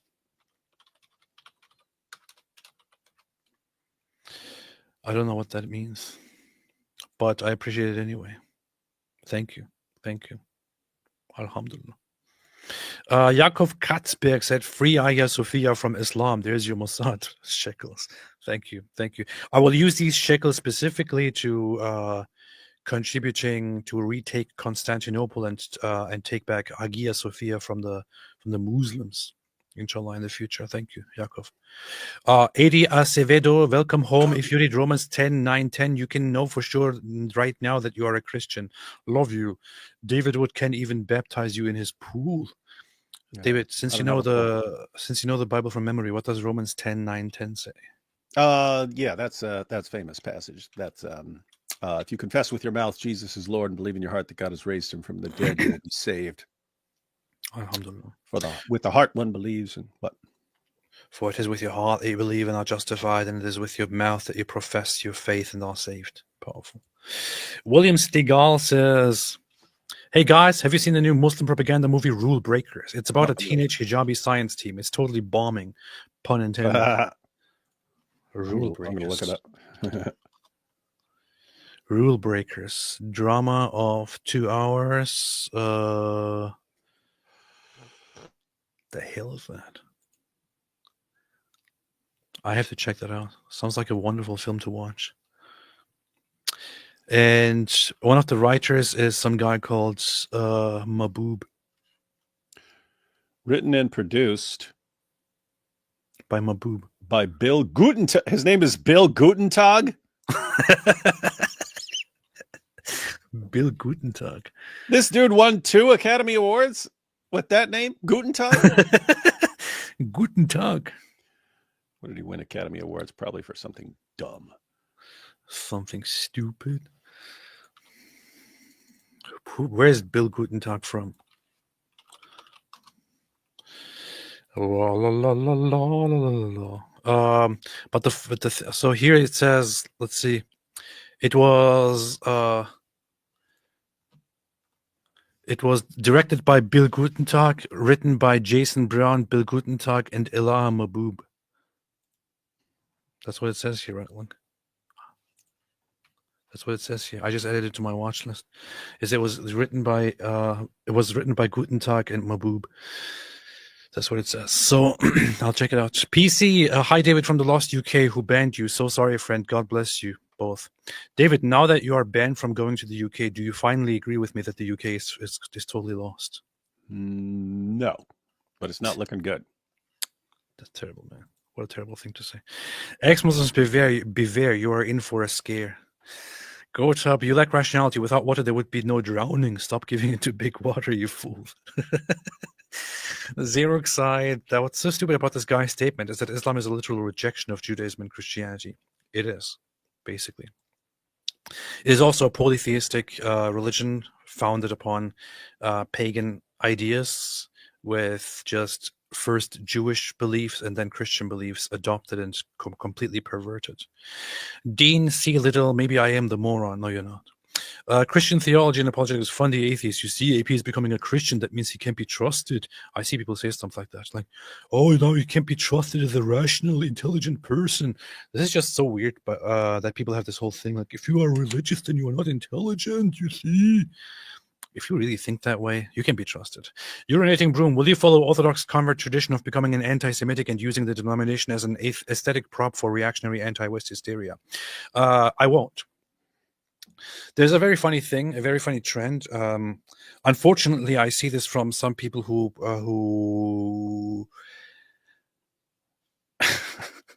I want to be very careful when I say pretend to be, but who claim to be Christians or claim to be Orthodox Christians and who are perpetually online and who don't seem very religious in their behavior, but who have this weird understanding, usually converts or people who pretend to have converted, who have this whole idea of like, orthodoxy is the most traditional, the most based, and we don't like Jews and all that. And it's a weird thing because this is not how Eastern Orthodoxy was historically, especially not the Greek Orthodox Church. In fact,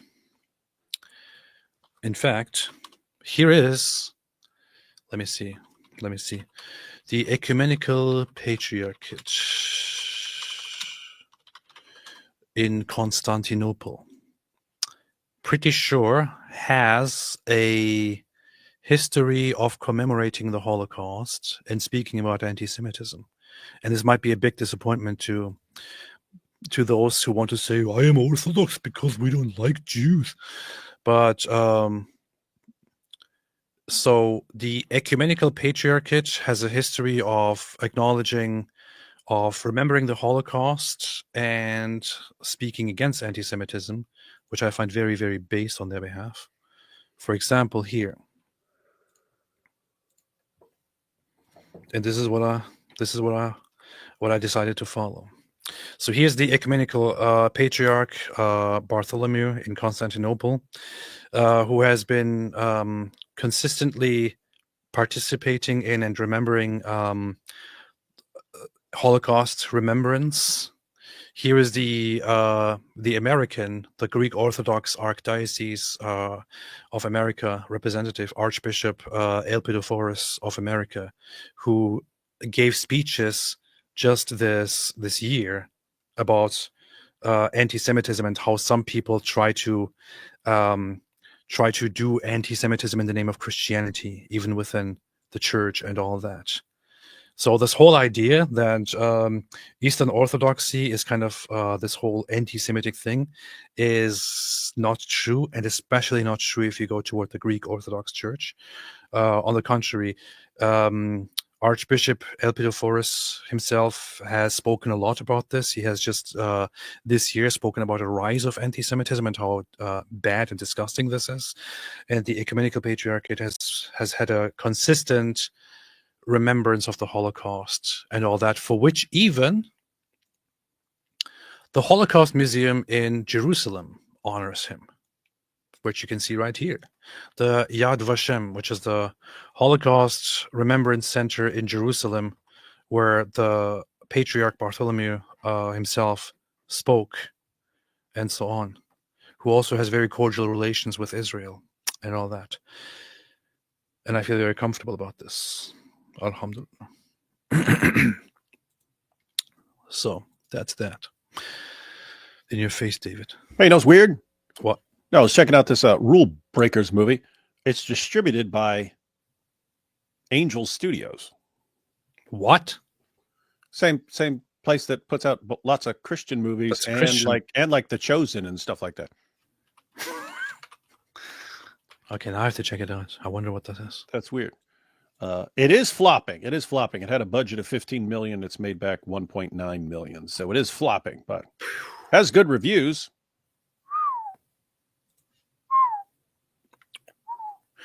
Riper Docs. Welcome to the first steps of a journey into truth. For as Yeshua, Jesus says, the truth shall set you free. Alhamdulillah. Bees, cheese, and wine, please, says, without freezers, Ted Bundy would not be able to put body parts in freezers. Did Bundy do that too? I know Jeffrey Dahmer did. I don't know if about Bundy. I'm not sure if Ted Bundy did it. I know that's my favorite serial killer, Jeffrey Dahmer, did that kind of stuff. He had a very good relation with the body parts in his fridge. Very good relationship with them. Very, very too much of a relationship with them, honestly. I know that he did it, but I'm not sure about Ted Bundy. But this is basically a mockery of the logic of that guy, Ghalib something, who says, and he's stupid because he doesn't know that without Judaism and Christianity, there would be no Islam. Ha. Stupid logic. Hey, long-time viewer, first-time SC. First-time super chat. David, what are your thoughts on R.C. Sproul? He was a true blessing in my walk with the Lord. I recommend him AP. Thanks for teaching me so much about Islam, guys, and keep fighting on. Thank you so much. Appreciate it. David, your 2-second thoughts. Not terribly familiar. I read one book by him years ago about the gospel. It's good. Good stuff. And he started Ligonier Ministries, and they do good work. Thank you. But yeah, that's about all I know. John Sausage, Christian now. Does it mean David Wood will ultimately won your debate on morality? Yes, he did. Congrats, Ali Dawa, for coming. You hear that? Whoa, clip that. You've been humiliated. Sorry. AP, congrats for you. Ecclesiastes 2:24. David knows exactly what that says, but I appreciate it. Cruz, as a Catholic curious about your journey, was wondering what ultimately led you to choose Orthodoxy, praying for our churches to be reunited. Glory to Jesus for guiding you. Welcome to the kingdom. I appreciate it. I feel like it's such a nice thought as well to see kind of a reunion of the churches. But I talked about this before, early in the stream. Might want to check that out. Yes, man. Lorem ipsum. Thank you for the super chat. Thanks. Jeffrey Anderson, AP, do you have different feelings about engaging with Muslims since becoming Christian? Different or expanded motivation? Not saying that you will be the next Sam Zwimmer. 2 Corinthians 5:17-20. David knows exactly what 2 Corinthians 5:17-20 is, and he will tell us in a second. I do a little bit. I just want to be. I'm just overall less aggressive and less argumentative and combative, I would say. Which just shows my fantastic humility and all that, like the great humility that I have, which just makes me. I mean, I have such humility, man. It's just like, man, it's awesome. Yeah, that has changed a little bit, but yeah, I will still continue this whole thing of exposing Islam because even more now than before. I would think that it is necessary. 2 Corinthians 5:17-20 says, "Therefore, if anyone is in Christ, a new creation has come. The old has gone, the new is here. All this is from God, who reconciled us to himself through Christ and gave us the ministry of reconciliation. That God was reconciling the world to himself in Christ, not counting people's sin against them. And he has committed to us the message of reconciliation. We are therefore Christ's ambassadors, as though God were making his appeal through us. We implore you on Christ's behalf, be reconciled to God." Beast. Who says, "I'm happy your reconciliation, AP. Bless you from South Korea." Thank you. Appreciate it.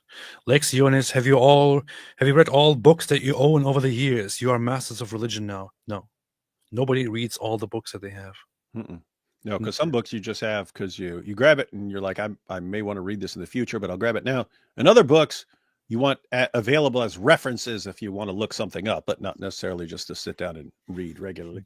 There are books that I legitimately ordered just because I saw a quote and I got very interested in that. Then I looked up the book and found a quote on just one page very, very interesting. So I wanted to order the book and to have it physically with me as well, just for that quote. But I never actually bothered reading the book.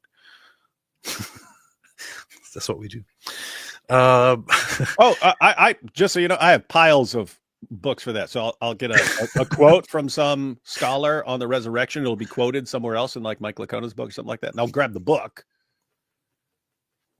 Even though the only purpose I had it for was just, okay, now I have the book that the quote is in case anyone ever challenges it. What? I've got the book. It's right here. I've got the book. You thought this was a game? Oh, man. AP was never a true atheist, you see, said Beatrice. Beatrice, were you the one who suggested the title Seeking Nothing, Finding Jesus? I want to know. Bo Rudder, just watch. AP will share his greatest doubts and his priest will become atheist. That'll be fun. Hey, no. Here you go. Seeking Allah, tripping over nothing, and then finding Jesus. Because you had multiple stages. That's true. Hey, no. Hey, seeking Allah, tripping and falling on Dawkins, then being a clueless agnostic who can't figure out what to believe, then finding Jesus. That's your title. That is true, you see. It's more accurate to say all the good in Islam comes from Christianity and Judaism. It's almost like a sex addict warlord made his own version. Powerful. Doshe Mayan, hi Rit and Dave. I have a question. When debates with Johnny Utd, he say that you run from him to debate on Exeter. What can you say to him? All I know about him is that he's a little child who just keeps ranting and coming into my comment section occasionally and say, "You are evil." And at some point he challenged me to a debate and I said, okay. And then he never responded to me. I have zero clue who that is. So if he now goes around saying I'm scared of him or something, that would be really, really messed up. I can't even find him when I search for this name. I have no idea. Because you're running from him. Whatever. He seems like a generally very dumb person anyway. So, Adam Dole, if you stop being an atheist, you would never were an atheist. Isn't this Calvinist atheism? It is Calvinist atheism. Calvinist. Yep.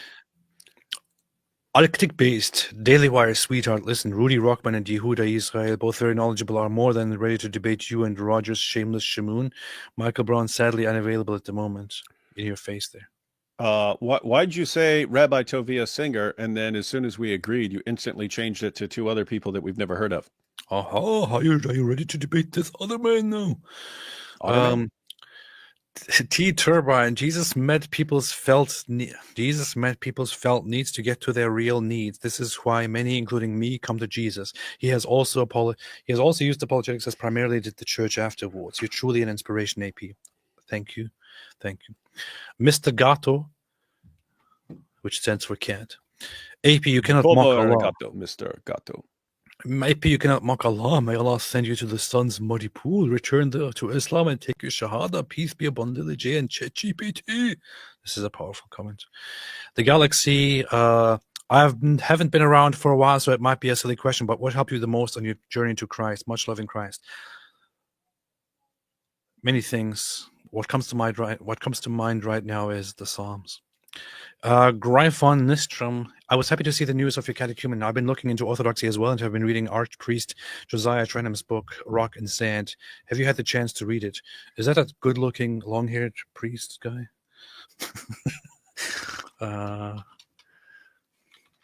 Who is that? Oh, yeah, that's him.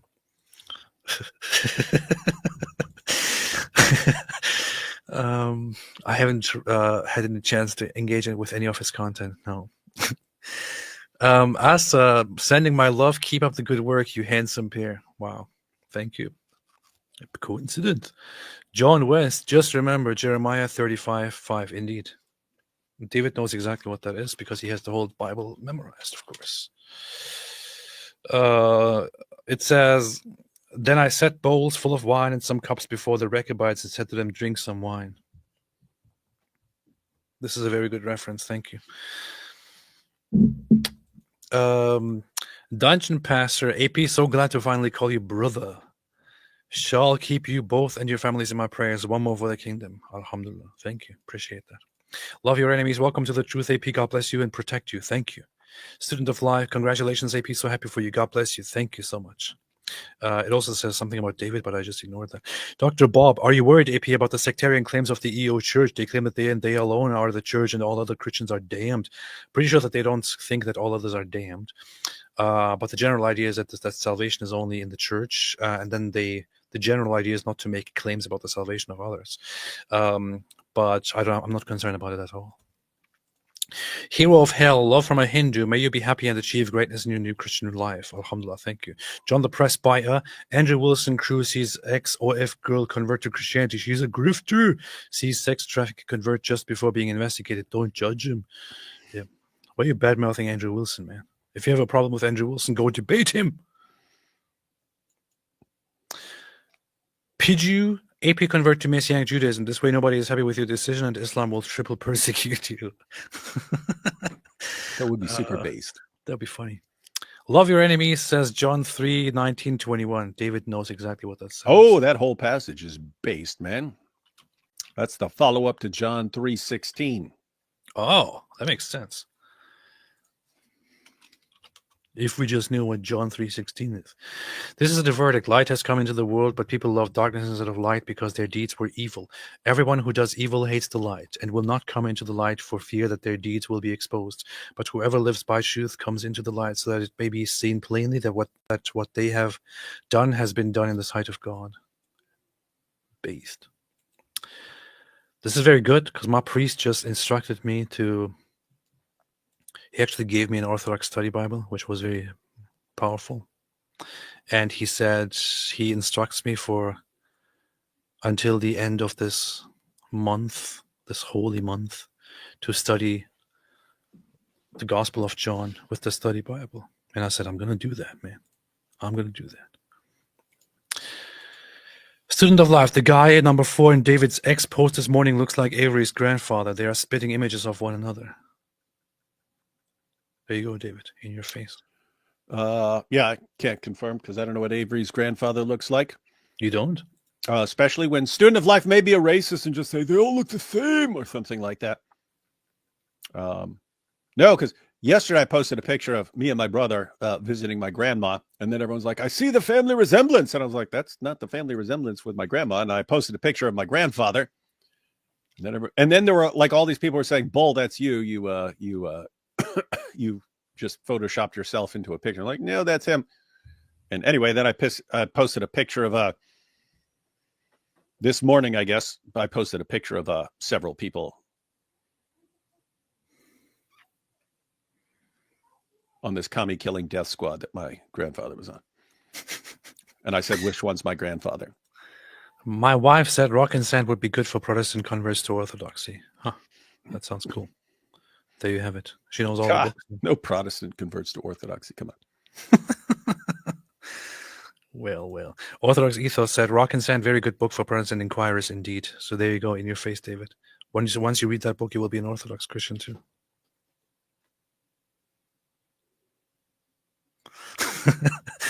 Isaiah Wagner, will you guys watch Solar Eclipse tonight? Also, honestly, what's the most compelling argument you have ever heard of Islam? The most compelling argument for me is, well, there are two, I would say. One that kind of gets me almost to convert to Islam is that that Muhammad. So let me bring this up here.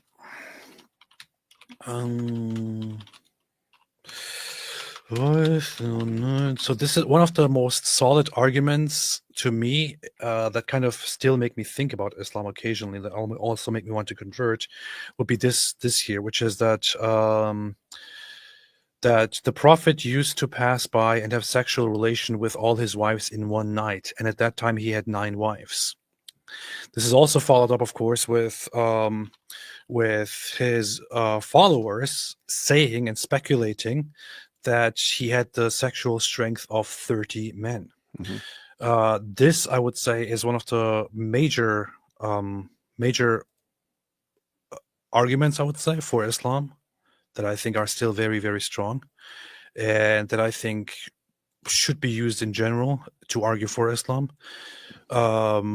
Aside from that, there's also the one where it says that Muhammad was a prophet because he had a birthmark. The mole on his back. The holy moly. Yeah. David, what are your thoughts on this? Yeah, I get asked this fairly regularly. Like, okay, so what's the best argument for Islam? And I really think they're all garbage. The only arguments you could put forward in favor of Islam, like having something to do with Islam, would basically just be arguments for monotheism. In other words, there are arguments in the Quran that are like based on natural theology and says, hey, just follow one God and stuff like that. You can look at that and say, okay, but as far as the actual arguments for the religion, what do you have? What have we seen over the years? Perfect preservation of the Quran was a total lie. Scientific miracles, total idiotic, insane nonsense.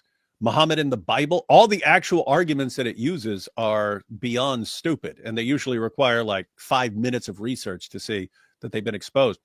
And for any of you atheists who are watching, well, why don't you apply that to Christianity? That's what we think about Christianity. Guys, I have no problem recognizing an argument, even if I disagree with the conclusion, saying, okay, I see why people would agree with that argument, or that seems like an argument that would be persuasive to people, even though I reject the conclusion. In Islam, I just don't see anything like that. All the arguments are always based on deception, and that's not a good sign of the true religion. Hey, we have a new character here, Kate Schumann. But here's the passage one more time. Anas ibn Malik said the Prophet sallallahu alaihi wasallam used to visit all his wives in a round during the day and night, and they were 11 in number. I asked Anas, had the Prophet the strength for it? Anas replied, we used to say the Prophet was given the strength of 30 men. Anas said Muhammad was given the strength of 30 men. And Sa'id said on the authority of Qatada that Anas had told him about 9 wives only. So this is still a powerful proof, I would say, for Islam, and which still makes me kind of think maybe I should believe in it, because how can it be? But yeah. Hey, this Rock and Sand is 272 pages. You guys got to come up with like a 40-page version. Come up with a 40-page version. I'll check it out. David can't read books. S says, welcome to the fam, brother AP. I'm getting into apologetics and polemics. Would love for you to check out my website, Answering Buddhism. Yes, that's one of our pressing concerns. Sometime I provide feedback. Thank you and God bless. I appreciate that. You really are doing Answering Buddhism? Is it to counter all the threats by Buddhists? We have to deal with the pressing threats of Buddhism. No, that's something I pointed out before, that different people in different parts of the world are confronting different things. Kidding. I'm just kidding. No, it's like in America, people became interested in apologetics when cults started showing up at their door, when their kids started going off to college and coming back atheists. That's when people started getting interested in apologetics. But notice they were interested in responses to what's around them and what's coming at them. And that'll be different in different parts of the world. So, but yeah, we don't have a big issue with Buddhists, just because it's not something that's confronting us or promising to subjugate and murder us. But the Buddhists, they want to conquer and subjugate all the people of the world. No, I mean, respect if that's what you do. Jack Ray, is Bobby one of Dr. Evil's henchmen? He is indeed. Gagliano, congratulations, AP. God bless you and David. May angels surround and protect you both. Powerful. Yeah, David is probably going to get that book, Rock and Paper. What's it called? It's called Rock, Paper, Scissors. Rock and Sand? Rock and Sand, yeah. David is going to get that book. It's called Rock'em Sock'em. Rock'em Sock'em Sand. And read it, and then tell us his conclusions about it. There's even an audiobook of it if you just want to listen to it. Marshall said, God bless you, AP. What are your goals after this? One of my goals after being baptized was to learn the biblical languages, especially Syriac, for reading the Peshitta. That's a very solid aim to have. I don't know yet. For now, my goals consist of simply learning what I need to learn. That's it. Going through with my Kate Schumann. Right Side TV. If Apologetics and Polemics were a video game anime, AP with the Holy Spirit buff is OP. Matter of fact, that's his new name. God bless you guys. I appreciate that. Chaos in Order. Welcome to Christ, AP. Good to have you on our sides. Thank you. John 8:32 says, I think it's just a symbol of devotion that place in antiquity. It is.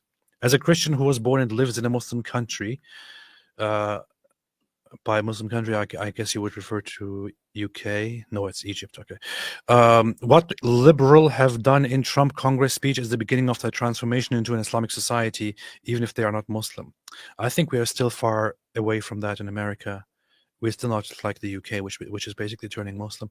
Ida Rogozin, what's up, Ida? Ida is beast. I have the worst toothache climbing to walls. Toothache while climbing the walls while watching David Wood and AP. Life is awesome. You need to take care of that. I know what that feels like. It's horrible. It's almost as bad as gout. What gout, man? Gout. What gout, man? Arctic based. Listening to Tovia Singer in Islam is a bit like listening to AP and David Wood discussing international politics or Russia-Ukraine. Except we actually know what we're talking about. You will find better elsewhere, LOL. Well, the funny thing is, you say that, but then Tovia Singer spends so much time talking about Islam. Why would he do that? Why would he comment on Islam? Like, what? He could just say, I don't want to talk about this. I don't know much about it. Islam is so great. It's wonderful. It's based. It's the best thing ever. I mean, I love just going to the mosque and praying in the mosque. It's so wonderful. Muslims and Jews live in harmony everywhere we go. Perfect harmony, because we're like this. As long as we're against the Christians, those are the ones we have to worry about. Not all these guys who are saying they're going to wipe us off the map and slaughter us all. No, yeah, that's a total genius and tactical genius. I find it funny how people like that, like Tovia Singer, are like, "Oh, Islam, no problem," and all that. While, especially the Mizrahi Jews, those who come from Muslim countries, they're like unapologetically brutal when it comes to Islam, because they know. But yeah, of course, Russia is engaged in an imperialist war against Ukraine and should be stopped. Of course, yeah, that's what every reasonable person would say. Nicholas Aquino Gizman says, this all came way later. As soon as Christianity is legalized, it begins to get more explicit, almost like you're finally free to practice the faith. Yeah. Bobby is just, he doesn't have much of reasoning there. Christianity became liberated and started representing itself properly and then put things into practice. That doesn't mean that those things were just inventions. Amal Alexander, Apostate Prophet. What's up, Amal? Apostate Prophet, ex-Muslims from Somalia support and love you. Thank you. Congratulations in all your ways. Acknowledge him and he will make your path straight. Proverbs 3:6. Thank you for that. Please pray for Somali persecuted Christians in Somalia. Somalia for Christ. I'm not sure what can be done in Somalia. It's a giant mess, isn't it? But thank you so much for this, Amal. I wish you all the best. People need to care more about Africa. Good hearing from lots of ex-Muslims from Somalia over the past several years. Yeah. Somalians even have this, Somali Muslims have this weird attitude of like, when you tell them that you are a Somali ex-Muslim, they will say, you're not a Somalian. You're not a Somali. How dare you? Like, they make it not just about you were never a Muslim. They also make it about you were never a Somali. Garbled Word says, would love your take on the Christ is King X storm. Even Peterson wade into these fraught waters. Sad to see Christian anti-Semitism back again. We called this out as soon as it started. And I saw earlier today, since Candace Owens is being called out, she now denies ever, in a hostile way, misusing the phrase Christ is King and tweeting at Jews. She actually denied it on her stream. Really? We saw it right there. We totally saw it. She tweeted it at Ben Shapiro directly. Yeah.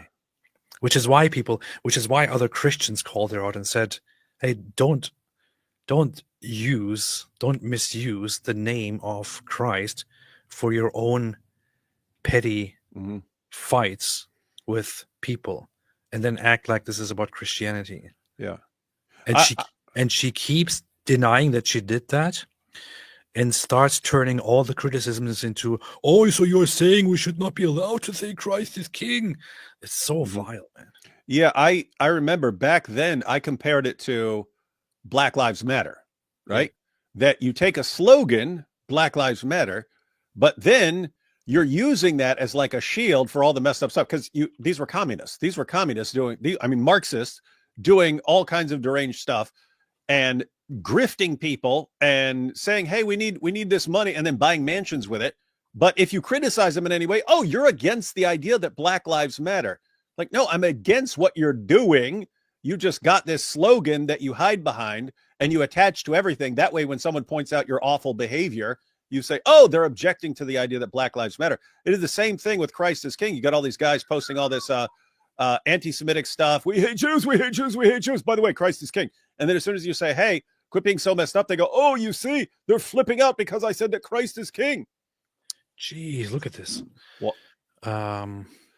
Wait, So she responding to Andrew Wilson? No, Andrew Clavin says the problem with arguing with anti-Semites is that they are genuinely stupid as bricks. They say Christ is King and America first, then make excuses for Iran's government of radical Islamists dedicated to U.S. destruction. They think Gentiles have tormented and persecuted Jews in one nation after another, so there must be something wrong with Jews. Really, you know what's very funny? I have seen actually lots of pretend Christians bring up this whole thing. Oh, Jews were kicked out from so many countries. That means there is something wrong with them. Yeah, Christians are persecuted around the world, so I guess it's Christians, right? But isn't it in the gospel where Jesus says that that you'll be hated by all people because of me? Yeah. Yes. And if you were of this world, everyone would love you and all that. So it's a very weird thing as a supposed Christian to use as a reasoning to hate Jews. Yeah. In other words, I understand like an atheist maybe using that or something like that, but a Christian, come on. And I pointed out before, it's a similar thing that wherever you go, people have a reason for hating Christians, right? Like you go to a communist country, it's Christianity stands in the way of the flourishing of the communist utopia, and so Christianity bad. You go to the Muslim world, Christians, they believe in Jesus and they worship him, and so Christianity bad. You go to Western nations, Christianity is going to stand in the way of science and ruin science for all this atheists, so we have to undermine and destroy it. And so everyone's always got a reason, therefore the fault must be Christians. Yeah, Batman Inc. Jesus was talking to Christians, though. I know that's not the point. The point here specifically is the point is if you say someone being hated means the person is wrong, not the hater, then fine, apply that to Jesus, and so Christians are bad. That was the point. Exactly. You can't use this reasoning, and then a Christian can't use this reasoning. It would be stupid. Yeah, because Jesus says the exact opposite as reasoning to Christians. So you can't say, so Jesus says, and the world will hate you, and if you were not, they would love you. You can't then say, oh, the world hates Jews, therefore they must be evil. It's inconsistent stupidity. It doesn't make sense. Candace Owens says, thank you for re-upping this most crucial conversation about Christ is King almost exactly a year later, and once again during the season of Lent. After a year of thoughtfulness, I want you to know that I will never stop declaring it. Upon which Jordan Peterson said, I want to read this. Why are you reading all this? We could do a show on this, man. It's like 1 million of them. Jordan Peterson says, Candace Owens a true pharisaical pretender. She vociferously proclaims her devotion to Christ for no other reason than to elevate her perceived status. Her outrage is designed not to shout the truth from the rooftops, build bridges, or make peace, but to subvert Christianity itself with its new force to her own purposes. Damn. She's literally using God's name in vain. There are few more unforgivable. Damn, this is it's funny, right when you brought up this point a few minutes ago, and you were like the Christ is king, and we're talking about how they use it. I was thinking it's borderline taking the Lord's name in vain, right? Yes. Yeah. It is. Man, Jordan Peterson, it is totally based. Literally. Anyway, we can talk about that more on David Wood's channel. Robbie Hatmaker says, atheist talking to AP, 1 John 2:19a. These people left our churches, but they never really belonged with us. Otherwise, they would have stayed with us. Powerful. That's a passage about antichrists and so on. Bruce Pates, goats Allah. Goats are greater than Allah. Changed my mind. I don't think so, man. Allah is pretty brutal, pretty huge. Muslim Logic, there are still 50 super chats to go. I think I have to prioritize someone with the others because David has to go now. He's complaining. He's like, I have to go, I need to leave. And I have to go too, to be honest. I'm still in pain and have medicated and feel sleepy. Austin 316 says, go to David. What does it say in Austin 316? I don't know. Many years, I hope Christ. No, you don't even know about that, do you? What is that? No. What? No. Austin 316. That was Stone Cold Steve Austin, man, and he just out of nowhere started rocking a shirt that said Austin 316. So now you know. Guys, RIP my super chat. No. Philemon 118, which David knows exactly what it says. You don't have to put one with Philemon because it's only one chapter. Really? Yeah. Hero of Hell says, why you keep saying inshallah? Allah is overpowering you because Allah also gave me gout. So that's that. God bless you, AP. The heavens rejoice for you. Did you also look into Oriental Orthodoxy? I have. If I wanted to give my most primitive opinion on it, I still, after looking for a while into the disagreement between Oriental Orthodoxy and Eastern Orthodoxy, I still can't figure out why there is such a huge disagreement on theology or the Christology. It seems like it's all over some semantics, but apparently it makes a huge difference. But yeah, that's all I can say about it. I don't know. Because the Oriental Orthodox Church practices Kung Fu. Yeah. Yeah. I think it's about the nature of Christ. Hero of Hell, why are you keeping saying yes? Does David get to take any credit for this? Great news, by the way. God bless. David? What do you mean, David? You mean King David? Yes, King David does take credit because the Psalms really affected me, I would say, yeah. King David! But David would kind of as well, so. Or David should. Justin McCown, Muslim Logic, is it in the Quran? Is it in the Hadith? Is it Sahih? What does the scholar say? You don't understand the logic. Inshallah, Allah knows best. That's true. Mo, AP, try Truth for Life, Alistair Begg, YouTube, please. No. Not trying anything. Do it! No. Marshall, God bless you both, AP and Dawood. What are your goals after this? Oh, I already read this. What's wrong with you? God's goofiest guy. I celebrated Ramadan today by getting lunch at a shawarma shop. Based. May God's blessing rain down upon you both, and I may the work you do bring many lost souls out the dark and bring into the light. Thank you so much. Michael Feldman, AP, I used to think a righteous imam would cleanse Islam. I was a naive fool. AP, rock. Thank you so much. Appreciate it. Yeah, no such thing is going to happen. Islam is just bad and bad thoroughly. AP, I'm so happy for you. Tears filled my eyes when I read your post. But I must say, I will always miss that atheist. It did have an interesting aspect to it. Hi, everyone, and welcome. This is the Apostate Prophet. Hope you're having a fantastic day. Islam.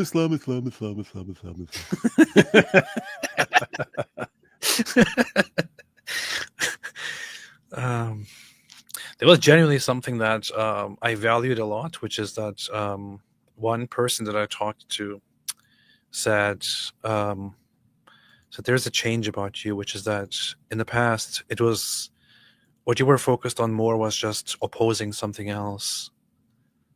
Instead, you can focus on being for something meaningful, and you can still oppose something else. But at least you don't have the emptiness of just opposing something else and not standing for anything.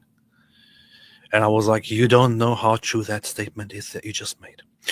Romology, I swear I had AP say hijab should be burned in public, and no AP, no one wants to see that. PJ, kingdoms identified themselves by the gods they worship. It was treason to apostatize because you were actively joining the enemy the nation fights. Powerful. Reverse Orcsy, review God Logic's last life.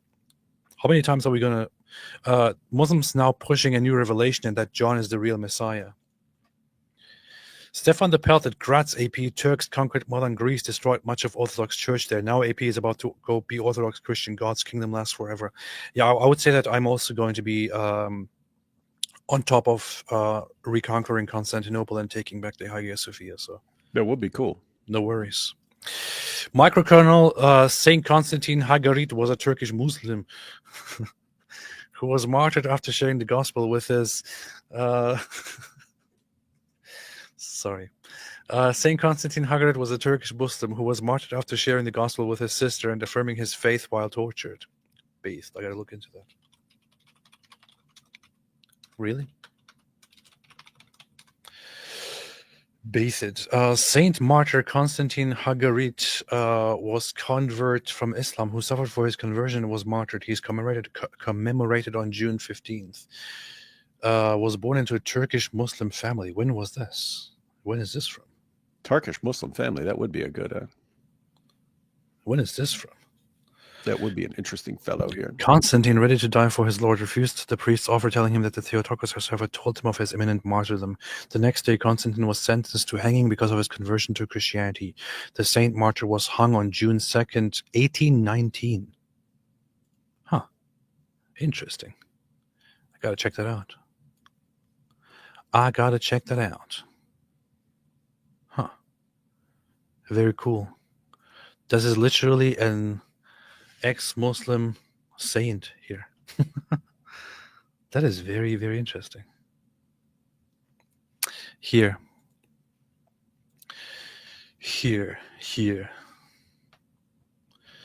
The 15th of June, Orthodox.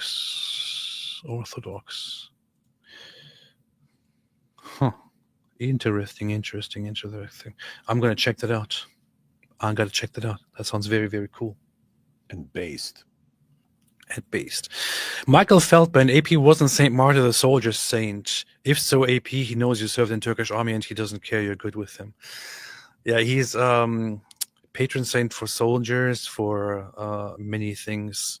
But he's very well known and respected in Germany and France. Moshko and I stopped counting, but I just got a message from an Abdul I've been trying to help quit the Islam cult. He became Christian now. It's removing the Jew hate from him. That's funny. That's powerful. That's good. That's what Jews should be saying. It's like, hey, we give them an injection of this Christianity. We give these Muslims an injection of Christianity, and it takes the anti-Semitism out of them. You see. Good to hear, Mush. To clear it out, I'm a traditional Jew and I don't follow Christ. I just find it way easier using Christianity to help them leave the cult. I mean, yeah, that would be more helpful with a Muslim thing. Hey, do you want to be a Jew? No. Oh man.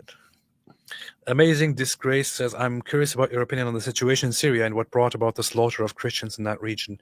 Islam. Lots of stuff going on. Definitely not the fault of Islam. Definitely anything, but probably not Islam. Yeah. So you have areas where Islam, as long as Islam is in control, there are situations where Jews and Christians and so on can live there as long as they know their place and stay in their lane and so on. When it comes to jihadi groups that are obsessed with taking over and stuff, then all of a sudden you've got guys who really want to slaughter anyone who disagrees with them and establish their caliphate and all these kinds of things. And when they come in and take over, guess what? There's going to be some Christians getting killed. There is one thing that I need to say, which is that over the last days, I've seen several people post things like 7,000 people, including Christians, murdered in Syria and all that. I would take most of what you see on that kind of stuff with caution and great skepticism. I don't see any evidence at all that the numbers are that high. The numbers are, as far as we have it confirmed, more like over 1,000, between 1,000 and 2,000. And there are some signs of Christians being killed and abused here and there, but it is mostly about, mostly between Sunni Muslims and Alawite Muslims. Even Christian churches there said that that they see no evidence of Christians being mass targeted. And the good and the important thing about this is that they said that if it is not true that Christians are targeted and hunted down, and people start spreading these spreading false information that they are, this actually puts Christians over there in danger. So you should be careful with that. Especially the issue with the numbers, because almost everyone has some sort of agenda, right? Like the jihadis, they have an agenda. If they want to brag about all the people they're killing, they exaggerate and inflate the numbers. People who are on their side, but who are trying to make the jihadis look good for a Western audience, so the West doesn't get involved in this stuff, they deflate any numbers of any people dying. And if people are trying to appeal to a Christian audience to say, hey, look at what's going on over here, they may say, look, here's a bunch of people being killed. Look, they're killing Christians, when it's actually Alawites or something like that being. So anyway, the point is, it's tough to find accurate sources of information about what's going on in the ground. So just try and wait for official statistics to come out. Yeah, I have seen this report from Open Doors, which is a very well-known, reputable site for tracking Christian persecution, who also, in fact, say the following: misleading reports about slaughter of Christians could endanger Syrians. More than 1,500 people were killed in recent hostilities in Syria's coastal province of Latakia and Tartus. There have been reports on social media that Christians are particularly targeted in these attacks. It says there is no evidence of Christians being targeted, although there is evidence of few Christians being killed, and so on. So I would say such things should be treated with caution and some skepticism. I saw people post like 7,000 people murdered and all that. I don't see a single piece of evidence for that. I'm not sure where that came from. And this is not to say that we don't care about the non-Christian or the Alawites who are killed, but in all honesty, that is more of a fight between the Alawites and the Sunnis, who have been oppressing each other and all that. Yeah. Trenton Shook, David saw Jay Dyer and James White beefing on X today. Reminded of when you said Christians are going to start attacking each other. Pretty sad. Yeah. Again, that still stands. I want to make some videos about that just so everyone, at least, I don't think people are going to be able to resist it. I think Christians may be able to resist it more than others. But yes, more divisions are going to escalate. People are going to become increasingly hostile to groups outside of their group. So, and Christians are not exempt from that. I think Christians may be able to have more unity than other groups because of emphases in Christianity on loving one another and so on. But not going to be exempt from that. So anyway, you're going to see more of that. You're going to see that escalating. That's what they do.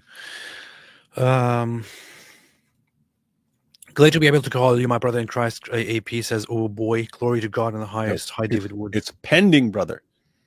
Drummer Lama says, AP, I asked once about free will, and you said something along the lines of things seem determined. How do you reconcile that with being Christian now?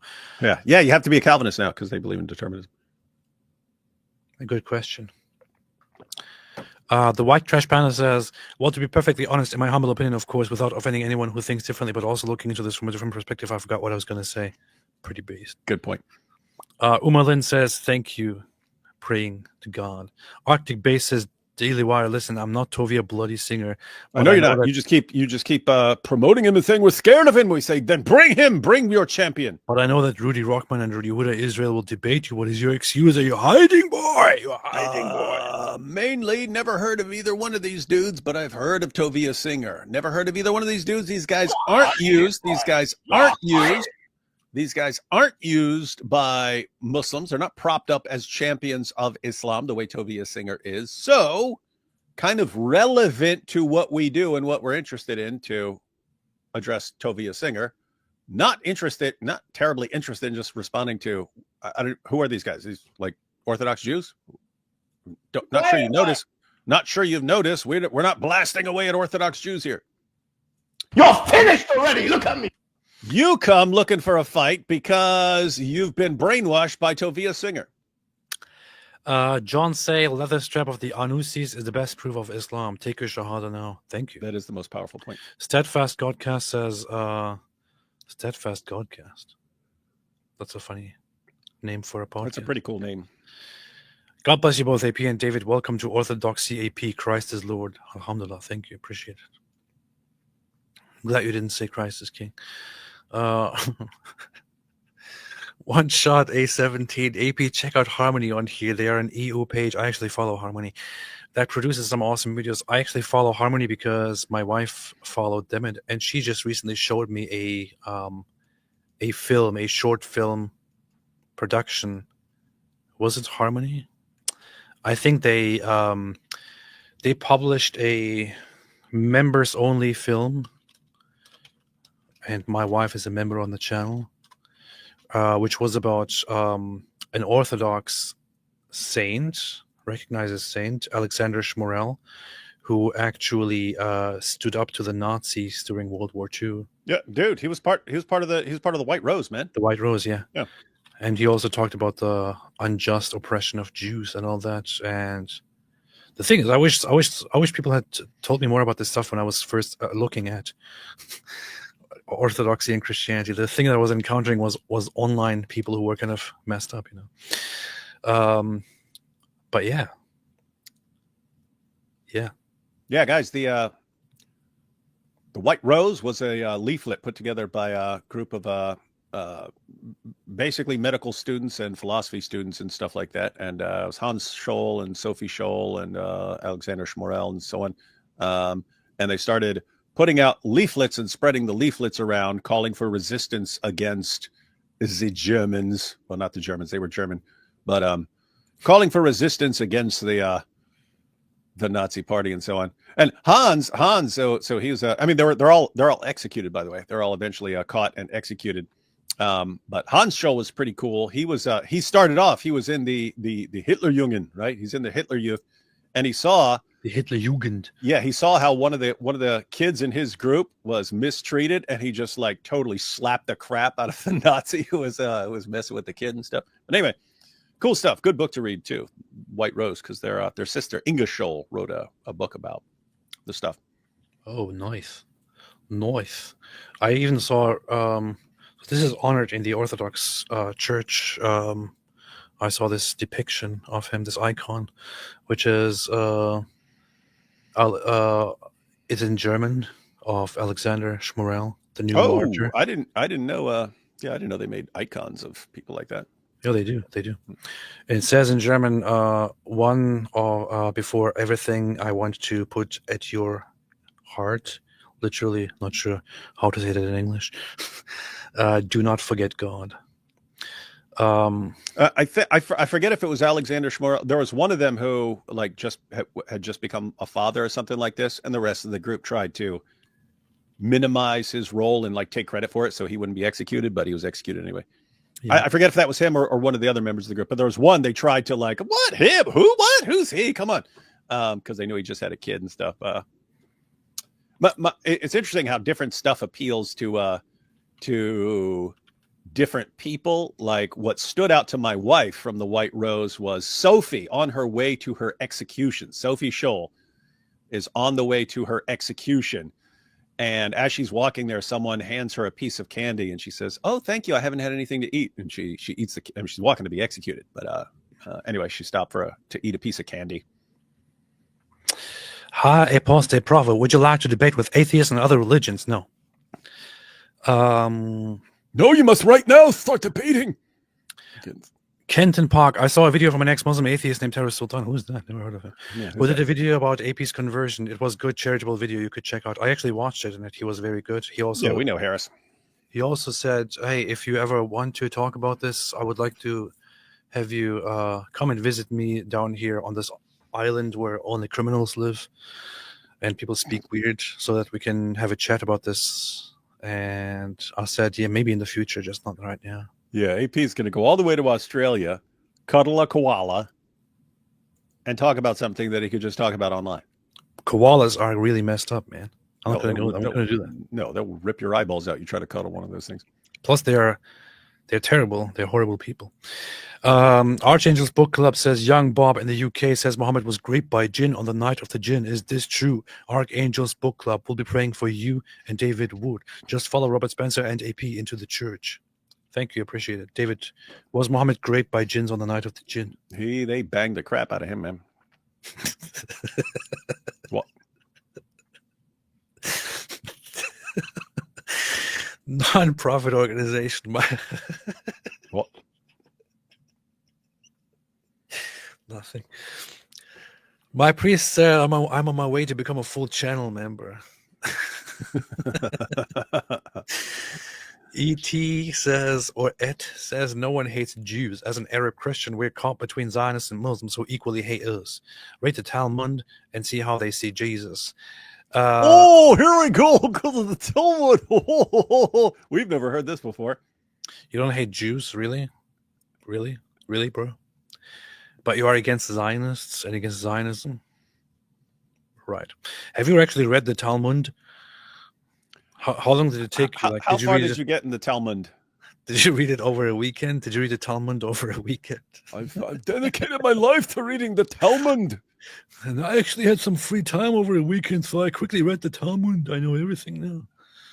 I've never met a single non-Jew who read the Talmud.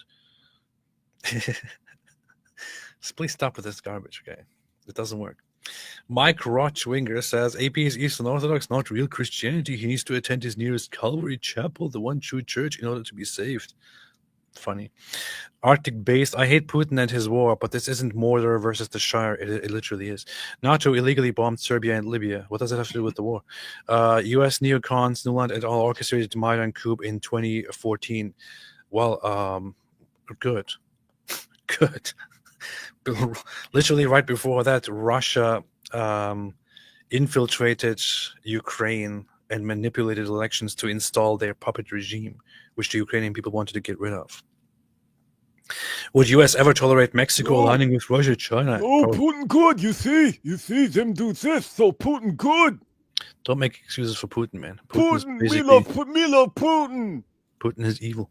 Opposite, what do you think about Conor McGregor's newest tweet about also wears AP Diddy Grandpa hat? I don't follow Conor McGregor. I'm not sure. Oh, hang on. Here it is. That's actually it's actually funny. All he did was post Matthew 6:16-18, which is Jesus saying, "Don't fast to be seen by others." That's funny. Really? Yeah, it's funny, man. That's funny. That's the notorious, man. That's what Conor McGregor posted. I'm going to share that. Conor McGregor. That's what he posted? Oh, interesting. Conor McGregor posted. Wow, really? This is all he posted? That's funny. Wow. This is funny. Conor McGregor says, just post, the Bible says this: when you fast, do not look somber as the hypocrites do, for they disfigure their faces to show others they are fasting. Truly, I tell you, they have received their reward in full. But when you fast, put oil on your head and wash your face, so that it will not be obvious to others that you are fasting, but only to your Father who is unseen. And your Father who sees what is done in secret will reward you. Now, of course, some would interpret this as a jab at Muslims, but obviously it is just him posting about fasting during Lent. So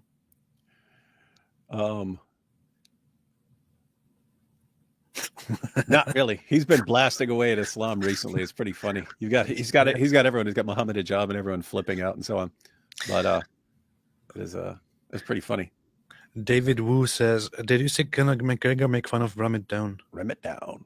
Yeah. Ramadan. You know what's funny is like, I'm sure people were making fun of Ramadan to some extent, but I think I kind of started it, making fun of it. I was like reading an article one day, and it was just, wait, they eat way more food during Ramadan? Let me make fun of this. But now everyone does. Now everyone calls it Ramadan month and stuff like that, and everyone posts pictures of all these guys passed out with their giant bellies and stuff like that. So anyway, Man Jay said, "Hi, I'm an idolater and worship sun deity also. I also reject Christ. So now you would hate idolaters and pagans like me? You think I go to hell?" We wouldn't hate you. We just think you're stupid. You don't hate someone for being what? We're commanded to love everyone, Man Jay. What a response, man. I'm not sure where you get this idea from that a Christian is supposed to hate idolaters and pagans. You could say that there are harsh treatments or harsh responses, but there is no hate. And I certainly didn't learn any of that stuff yet. Maybe I will. Maybe once I'm baptized, I'll be like, "Oh, where are you, idolaters and pagans? I hate you all." We'll see. Juna Birchwater, "Hey, AP, someone was insulting on X, so I told them I'd donate $20 on his behalf. So here it is." Very cool. Very cool. Thank you, Juna. Very cool. I appreciate that. Stefan Milevich, Radovan Aydemirovich confirmed. Welcome home, even if I'm still atheist. Wait, you are? Aren't you Serbian? You're supposed to be a Christian. Arctic based. I'm sorry for Super Chat bombing the stream tonight. Had a bit of a beef from last time. Love you guys anyway. Peace and love. I appreciate this. We just have a problem with Tovia Singer, you know. Like I would suggest that other rabbi, what's his name? Braitovitz. Not Tovia Singer. Tovia Singer kind of strikes me as a poser. Q Janitor Radbrovsky Gadol says, "Don't trust Jewish super chats tonight. We're all tipsy." Chag Sameach. I get it. It's Purim. Sophie Spector, what do you think of the story of Purim and Esther? Evil plans boomerang back on those who seek to destroy the Jews. Also, end of the age of miracles. It is one of the most based stories in the Bible, as the young people would say. But yeah, that's what I would say. And on the difference between Easterners and Orientals on Christology is not purely semantics at all. I highly recommend videos from Apostolic Orthodoxy. In your faith, you've been humiliated for lying. You said it's just semantics. I think I remember what the disagreement is. I just don't want to say it because I'm terrified of misrepresenting it. Yeah. Mosh Cohen, Eastern Orthodoxy and Oriental Orthodoxy. I think it's about the separable nature of Jesus Christ or not separate. Oriental Orthodox belief states that Jesus was fully divine, whereas Eastern Orthodox belief states that Jesus was both fully divine and fully human simultaneously. Really? That's it? I thought it was... Okay. Rudy Rochman is an Israeli-American, I think, who does Hasbara on campuses and rallies. He's actually a great guy to bring. He really is too soft on Islam, and I think you have a lot to say to him. He's also airborne sniper reservist who did some time in Gaza. He has a lot to tell people on the war. I know that he's a former soldier. Why do I keep seeing this whole thing of them of Zionist Jews having this being soft on Islam? It never makes sense to me. I don't get it, man. But yeah, I have respect for people like him. Would like to talk to him sometime. Not about religion, but about other stuff. And Wyckoff. Many ignorant people claim that Allah is the same as Yahweh. He's not. I think they are diametrically opposed to one another. How would you characterize the personalities of Allah versus Yahweh? I made a video on this specific topic, which is called "Do Muslims Worship the Same God as Jews and Christians?" I believe. A long time ago. I stand by what I said. David, what do you say in 2 words? Thank you. Kool-Aid Man Kill says, just main graduated Army basic training now. I know difference is that one commands love for others. Okay. Just graduated Army basic training now. I know how I feels to be gassed inside a chamber waiting until 2 or 3 in the morning to get bused to take school. That's pretty messed up. The vermin trashed rat. Hey, Redvan, from one Orthodox Christian to another. I'm not yet a Christian. What are your thoughts on the Orthodox Church's tradition and history of being opposed to Zionism?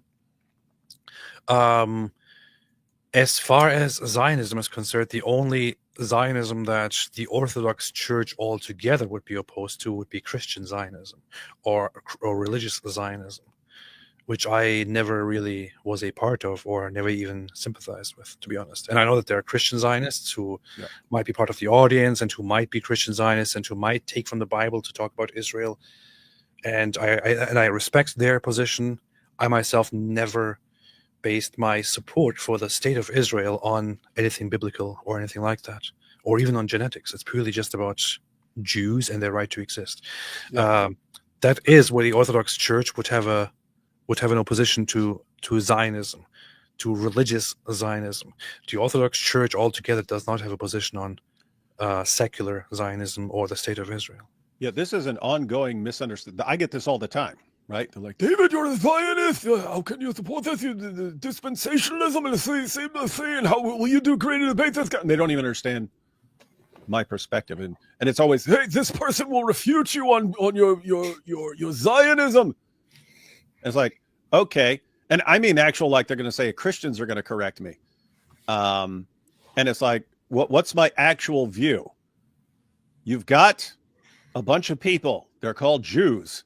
And you have a huge group out there that is commanded to exterminate them. And you have lots of other people who hate them. And right now they have a place where they can defend themselves. Do I support their right to defend themselves against all the people who want to harm them or exterminate them? Yes. Now show me in the Bible where I'm wrong according to Christianity in supporting people's basic human rights to exist. Show me that one. Show me where I'm wrong on that. You can't. So most people are attacking straw men. Based. Yeah. So there are some people who come into this discussion who are like, I say that, I do support the state of Israel and I do support the right to exist and I support the idea of Jews having a state for themselves. And then people come into the discussion like, but Israel, modern Israel is not the Israel of the Bible. Okay, cool. I get it. However, what in the world does this have to do with my point? You're conflating two different things that I am not talking about at all. I could adopt the perspective that the biblical Israel is separate from the modern state of Israel and still fully support the state of Israel. This is completely fine. There's nothing contradictory about this. People need to stop having this overzealous misunderstanding and the hatred, to be very honest. It's weird. It's just weird. When you suggest that because of your religious beliefs, you cannot support the state of Israel or its existence, what you are doing is that you are taking your religious beliefs, misreading and misunderstanding them, and misinterpreting them, and then voicing opposition to the existence of a state. And in fact, this is the only state in the world, the only nation in the world that you suddenly have an opposition to. The only state in the world whose existence you have an opposition to. That's kind of messed up, man.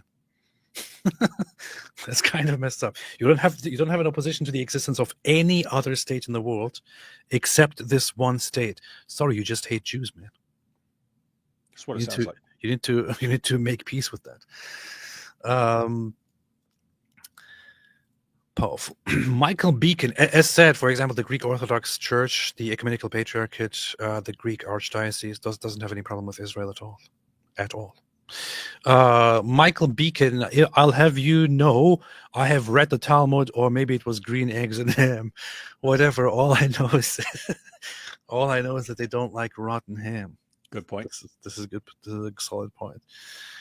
Aidan Quinlan Quinian says, AP, have you noticed Imam Ibrahim Noonan, the only Irish Imam, commenting on your Twitter posts? Is that the Ahmadiyya guy? Ahmadiyya. Imam Ibrahim Noonan. I think that's him. He also messaged me sometime after we had a debate with the... Oh, he was the guy who's like, hey, sorry, they should have been nicer or something like that. Yeah, we're not supposed to say that in public that he messaged me, but still. No, he was very cool after the debate we had with the Ahmadis. But yeah, I see that. That's kind of funny. Man Jay, hi AP. David has already called me stupid, and he contradicts himself by saying he's asked to love. Can't you see the hate? You should have seen his face. It's no different from Islamic hatred. I'm not sure if you're trolling, Man Jay. I can't tell if he's trolling either. But yeah. So Man Jay, I don't even remember what I don't even remember what you posted. But if it was stupid, I don't think it's unloving to tell you it's stupid. If I was unloving, I would say, wow, great point, Man Jay. It was so based and you're so right. I would confirm you in your stupidity, but instead I expose it so that you have the opportunity to change. Binabi says you might be fine with Jews, AP, but that doesn't mean they're fine with you. Well, you might be fine with me, Binabi, but that doesn't mean I'm fine with you. So you didn't leave atheism left you. Moshko, and don't worry, we're doing our best to show people real Islam. It's harder in the state of Tel Aviv with their hippie love BS, but using you guys help. I'm glad to hear that. Only Jax. Hey, AP, went through a time where I was questioning my faith 2 years ago. And your videos in an odd way helped me come back to Jesus. Thanks. In an odd way, I've heard that quite a lot from people. I've heard that quite a lot about AP as well. In an odd way, this makes me happy now. It's pretty odd. In an odd way, I appreciate that you shared this. Thank you. Oddly, thank you. Anything, David, what are we doing tomorrow? Are we doing something tomorrow? Yeah, we'll do something tomorrow. Are we doing a 5-hour live stream tomorrow? No, probably 2 to 3. Huh. Cool. All right. So you heard it here. We are going to tomorrow have, here's Victoria. Yeah, AP helped me come back to Christ. Wow. Thank you. Very, very good to know. Very Jingoistic Pig says you missed my super chat. I don't miss super chats. This is a big accusation. Apologize. All right. Thanks everybody for watching. Lots of questions have been answered and more questions have been formed during this live stream. And here's the Vermin Trash Reddit with a very, very good... Atheists and Muslims have been humiliated, but get used to it. It's going to happen a lot this year. Here's a very good question from the Vermin Trash Rat for the final thing. I'm asking for clarification. What is Zionism? I can tell you very, very briefly what Zionism is. Well, Zionism, hang on. Just to be clear, there are different kinds of Zionism. I'm going to specify that. There we go. I'm going to specify that. Zionism is, in its actual proper meaning, is simply for a Jewish state to exist, or the right of Jews to have their own state in what is historically Israel, in what is now Israel. That's it. That's all there is to it. So Jews may have a state in their historic national home that is known as Israel. And for now and the future, it will be the defense of the existence of this state. That's all it is. Mm-hmm. That's literally all it is. There are, however, other things where people conflate things with Zionism, where they refer to Christian Zionism or religious Zionism and all that, where the discussion would get more into biblical prophecies, eschatology, what the Bible says about Israel, and so on. I don't really concern myself with those. Yeah. And here's the thing, you have both in Christianity and in Judaism. So you have Jewish Zionists who are religious Zionists. They believe that we Jews have that land. We have a divine authority to have that land. Then you have secular Jewish Zionism, which is just a lot of them are atheists. A lot of them are atheists. Just, hey, there's a lot of people who want to take us out. We need a place where we can defend ourselves. And you have Christian Zionism, which is a position among some Christians who say Jews have a covenant that gives them a divine right to that land. And you have Christian Zionists in a different sense who are just, okay, Jews are there and they need to be able to defend themselves, especially when they're completely surrounded by people who want to exterminate them. You have all those positions, and what happens is people can straw man or equivocate or something, but as soon as you say Israel has a right to exist or something like that, or Jews have a right to defend themselves or something like that, they start blasting you for one of the other versions. And again, my basic position, there are lots of nations in the world. Jews have a spot. Are they allowed to defend themselves and defend their own existence against people who want to exterminate them? I say yes. And should I be supporting their right to defend themselves? No. I say yes. And if you think there's something unbiblical about that, I'd be happy to see it and to humiliate you. Yeah, the idea that there would be something unbiblical or that this would be contrary to the Bible is unfounded nonsense. It's just you can't possibly base it on anything. If you want to argue the point that according to the teachings of the church, Israel further refers to Christians or to the body of Christ and all that, okay, I get it. I get that. However, that has nothing to do with the secular concept or the modern concept of Zionism. These are completely different two things.